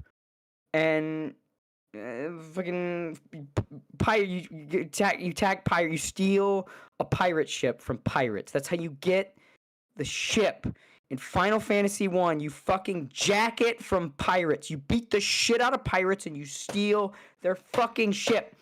And then you go into the desert and you find the Tower of fucking Babel from the Bible. And you go up the Tower of Babel from the Bible into fucking space where there's now the future. You're in a future city because it's cool. And there's the multi-headed dragon in there. Why not? Hang around, fight Warmech. Good luck. It's cool. Go back in time. It's Garland again. I love it. That's why I'm ranting. That's why I can't stop talking about it. This is many things you talk about. This is fucking cool about Final Fantasy. Oh, it's a bunch of pretty Japanese boys. Fuck you. Yeah, so it's pretty Japanese boys doing cool shit. It's pretty Japanese people turning into fucking Jason Voorhees for a fucking limp break. And he turns to Frankenstein. Same guy, turns into Frankenstein's fucking monster. The same guy. He's Frankenstein's monster, Jason Voorhees, or the devil. And you find him in a coffin. He has a claw for a hand. What weapon does he use? Shotgun. Oh, you think he's got a fucking shotgun, and he turns into Jason Voorhees. It's fucking cool, man. It's cool. Yes, they're pretty, and they're being dramatic and self-serious. And at the same fucking time, Gilgamesh is there. And he'll steal your sword and make a silly pose and beat your ass to prog rock. Because Battle on the Big Bridge is just born from Nobuo Uematsu being a big fan of prog rock. Do you realize One Winged Angel is based on Jimi Hendrix? I did not know that. I did not know that. One-Winged Angel. Matsu straight up said it is a combination of Jimi Hendrix and Bach. And once you know that, you can't unhear it. Like, just there are parts of One-Winged Angel that's like, oh, I hear the Hendrix. Listen to it again knowing that. Like, oh yeah. And it's literally just, he just thought of like little micro melodies based on that and just put them together. It's like Legos. It's Hendrix Legos and Bach Legos, and he just put them together, and he made Kino. He made fucking cinema. You go to the center of the earth and you fight the anime pretty boy, but the anime pretty boy has been gestating in the center of the earth in his fucking anime cocoon, and you fight the anime cocoon where it's the anime pretty boy, but it's like a giant green version with fins, and he's got a little version of himself coming out of his fucking head. There's a fucking cocoon in the center of the earth, and then you break open the cocoon, and he's God. But he's God with like one freaky wing arm, and this bottom half is a weird fleshy cloud with 5 wings on it. And he's in the clouds in the center of the earth. Why? Because it's fucking cool. It's fucking cool. And that's what I love about Final Fantasy. It's just, these things in a vacuum, you wouldn't think they would work, but they do. That's why the series works, man. It's just, you have the base recipes. You gotta have, like I said, you gotta have a standout hero, standout villain. You have a living world with lore, and you gotta have like stuff like the crystals, and Sid, and chocobos, and Cactar. Everything else, just fucking, what's cool? What do you want to do this time? What's 16? Let's just go back, do Game of Thrones, full fucking medieval. Like, fuck it. And the game before it, it's in the modern day now. And we're gonna just actually have Stand By Me in there. Why not? Drive around in a cool fucking transforming car. Is that a giant turtle the size of a mountain? Fuck yeah, it is. You wanna go fucking fight it? You wanna go fight Turtle Mountain in your Lamborghini that turns into a jet with your 4 best friends? You can fucking do that, because it's Final fucking Fantasy. Here comes the villain. He's cool as shit. His dialogue is fucking fantastic. He's doing cool shit. We're on a train now. He stopped time because it's fucking cool. God, I fucking love this series, man. He fucking was. Oh, we're gonna have a game. It's all about the ocean and like souls, and we're going on a religious pilgrimage. How do you start it? Death metal. Fucking death metal. It's not just gonna be in the opening thing. We're gonna make it the final boss song, because of course you can't not have the final boss track be the death metal song. This is true. I don't fucking. It's great. It's great. I'm on a whole thing now because we ran out of everything else we were going to talk about. So I'm just taking full opportunity to tell everybody listening right now, if you have not played through this fucking series, if you think like you dismissed it like, oh, it was dramatic pretty boy, don't, man. Don't. Play the Pixel remasters. Play that shit. That shit is good. Put it in your veins. Play Final Fantasy V because it's fucking funny. His fucking talking turtle is just all of his dialogue is just British humor. It's one character. It's like this whole anime shit, and then we just one character that's like he's ripped out of Faulty Towers, and it's a talking turtle. Oh God, I want to play Final Fantasy. I want to play Dissidia now. Why does that have to be dead? Does it have to be a dead game? Oh fuck. Well, I had my fun. Yeah, I think that's probably a good. We'll say that's probably a good place to wrap up. We didn't actually end up playing the Dan Clancy video, but we did talk about it pretty extensively. I mean, there's not really much to. This whole being a dickhead. I mean, it's really just like he made excuses for why, for why Twitch like enforces their rules against VTubers versus like VR chat. And it's literally like, this is his excuse, and I'm not exaggerating, I'm not being facetious here. He literally was like, it's because Twitch is a 13 plus website, and when people go to VR chat streams, they know that they're going there for VR chat streams. But if a VTuber is wearing a lewd outfit and they're playing Minecraft, you know, they're there for Minecraft, and so they may not be there to see the VTuber in the lewd outfit. That's literally his excuse. You have OnlyFans chick doing green screen ass streams. You are full of shit. He is full of shit. I hate him. He's 100% full of shit. He's 100% full of shit. I am glad that Asmongold makes his life more difficult. I don't know if you know this, but he hates Asmongold because Asmongold no longer monetizes his streams because Asmongold just doesn't care anymore. Yeah. Like he's got like he's all like, the money. I've got so much money, I don't need to monetize any of my stuff. And he's like, I just turn all my ads off because, you know, because fuck them. Yeah, and he costs Twitch so much money because he has so many viewers and it's put so much a strain on their systems, and he doesn't run ads, so they make, like, normally this stuff runs a strain on their system, it costs them money, but then they make it back through ads. That's why they bombard you with so many ads. But he has ads turned off. So he's just this giant fucking drain on their finances. God bless you, Asmongold. Every time Asmongold goes live, he is just knifing Twitch in the gut, and just all the money spills out of the open wound. Yeah, he's costing them so much money every time he goes live. Yes. And he streams for like hours and hours and hours a day. Yeah. To answer some of the messages in your chat, play Final Fantasy 13 series again? No. Am I more of a Tekken or a Virtua Fighter guy? I have not played either in years, but if I had to pick one, Tekken. I never jive with Virtua Fighter just because it's very different. I might give it a shot with the new one. The new one looks pretty sick, but it's like very different. It is very different. Yeah. But as for the Bart's Butts thing, kinda. Well, they called him Bart's because his name's supposed to be. Because each game kinda has a different ethnic thing going on with all the character names.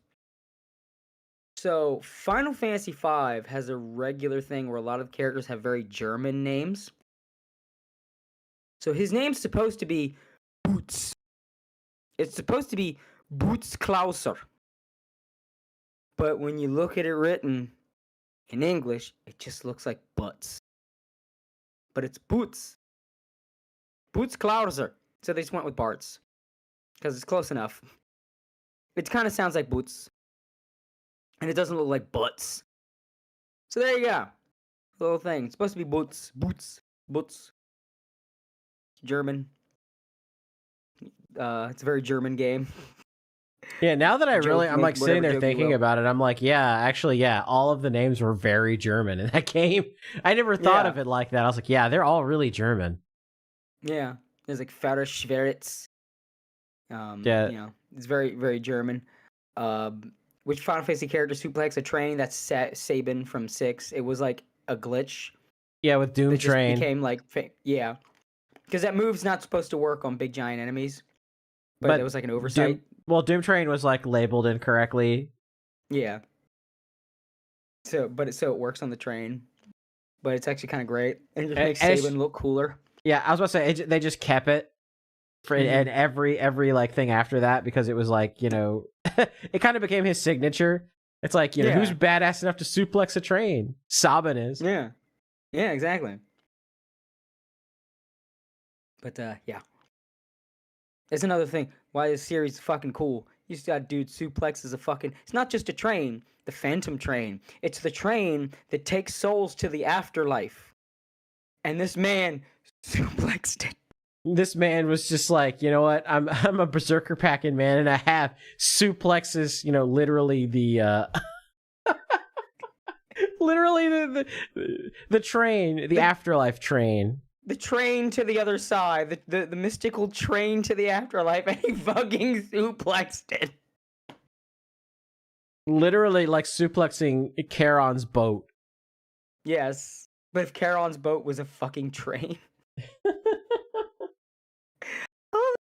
And it's like, yeah, the stories, it's got these great stories with all these great moments that like touch you, you know, everything's, and this is all true. And then also at the same time, like of everything the Final Fantasy VI had, and it had this like, you know, ambitious stuff, like the whole opera sequence. And then it has Ultros, the silly octopus. He's gonna wreck the opera by dropping a 10-ton weight onto the actress. And you have to go in the rafters and fight Ultros. And fight this annoying, stupid-ass octopus.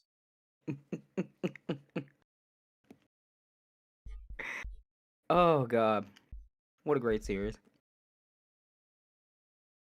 Trying to upgrade it because steampunk, yeah. It was like Charon had a good business going for himself, so he upgraded, you know. He used to just bring one guy on a boat, and then many started coming in. It's like he afforded the whole train system. He's got a whole business going now.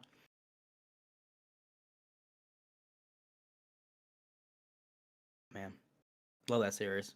I could go on, man. Just thinking. Oh, I see Crit in the Twitch chat says, wait, is this live or recap? No, this is live. Yeah, we're live. We ran out of topics, and I just started reminiscing on why Final Fantasy is one of the best series why of all Final time. Fantasy is the GOAT. He's the absolute GOAT. Anyone who says otherwise is a fucking goober, dumbass. There's bringing everybody's K-pop idols. Shut up. Shut up. For motherfucking cyborg vampire turns into Jason Voorhees or shoots you with a shotgun. Yeah, this will probably be the last thing we talk about here, and then we'll wrap up. It says, do you feel like the whole Final Fantasy series might go actions, role play, then turn-based? I feel like that's kind of the direction they're going in now, is that we probably won't get really any more turn-based Final Fantasies for a while, unless they do another tactics game. Yeah. Kind of like, it makes sense if you think about it, because even back in the turn-based days, they still had used the active time battle, yeah. Yeah. So they still kept like a faster pace going than like other turn-based games at the time. So it kind of makes sense that as the series evolved, it kept like is more dopamine-y than its contemporaries.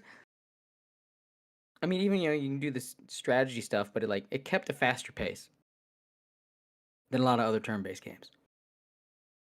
So it like I miss the turn-based, but it's like having played the games as long as I have, like, yeah, it makes sense that they're kind of like, they have like the Devil May Cry battle system and everything, like now with a new one. And it's like, yeah, trying new battle systems that are more intense or faster, like, yeah, that does fit. That does fit. If they were doing something else like a pure action game, that would be a little much. But a RPG where the battle system, like when you go into battle, now it's action. Okay. Yeah. It'd probably be more Kingdom Heartsy, yeah. But it like I said, it fits. It fits. The series has always been evolving and changing, and it's always trying to keep the battles more intense, action-packed for what they were. So,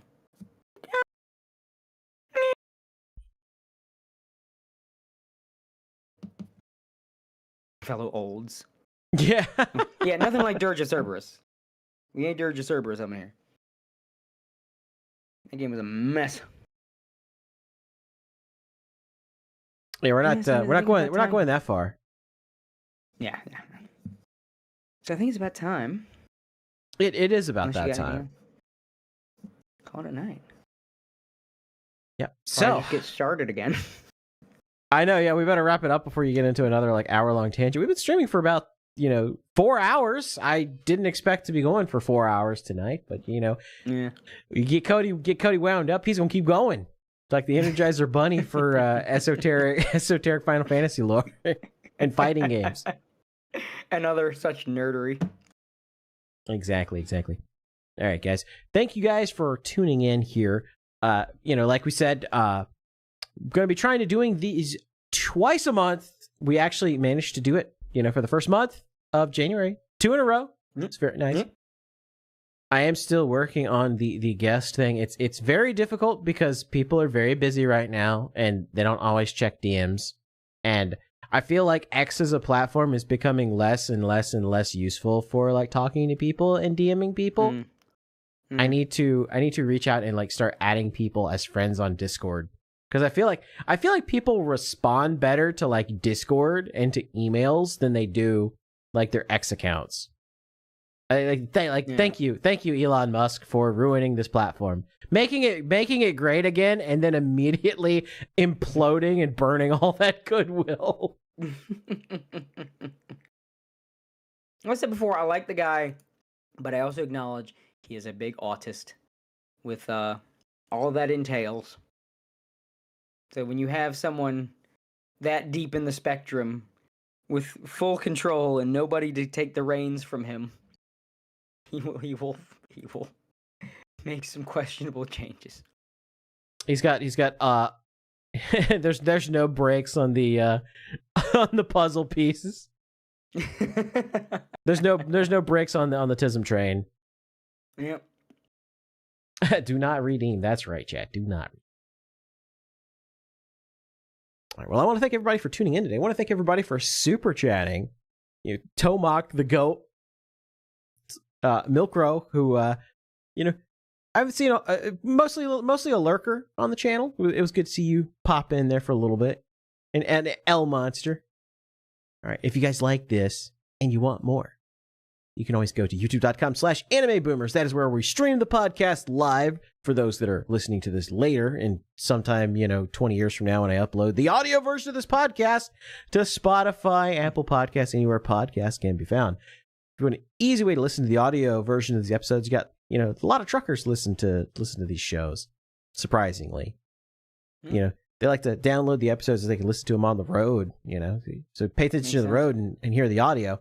You can find those animeboomers.live/podcast. So we keep everything. It sends you to the what used to be anchor.fm. Now it's like Spotify, long URL. So I just say animeboomers.live/podcast. Makes it easy. Makes it simple. Everybody should get vanity URLs. It makes life so much easier. Makes things so much simpler. Yes. All right. Well, that is going to be it for us. We are going to go send you over to a nice little VTuber that says that she might look like a bear, but she is not a bear VTuber. Pippa's rated her in the past. I just happened to notice that she was streaming with about 22 people, and so we can double her view count. I think it would be very nice. It's it's Riko Kumai. All right, guys. Yeah, Pippa rated her in the past a couple of times, actually. So we're going to send you guys over. Once again, be nice. Be nice. These are nice people. Nice VTuber people. All right, let me get the outro queued up here. And we're going to go send you on over there. Have a good night, everybody, and we'll see you in 2 weeks. I'll probably see you a lot sooner on youtube.com/skatergamer because I need to get my stuff free monetized. All right, have a good night, everybody. Bye. Peace.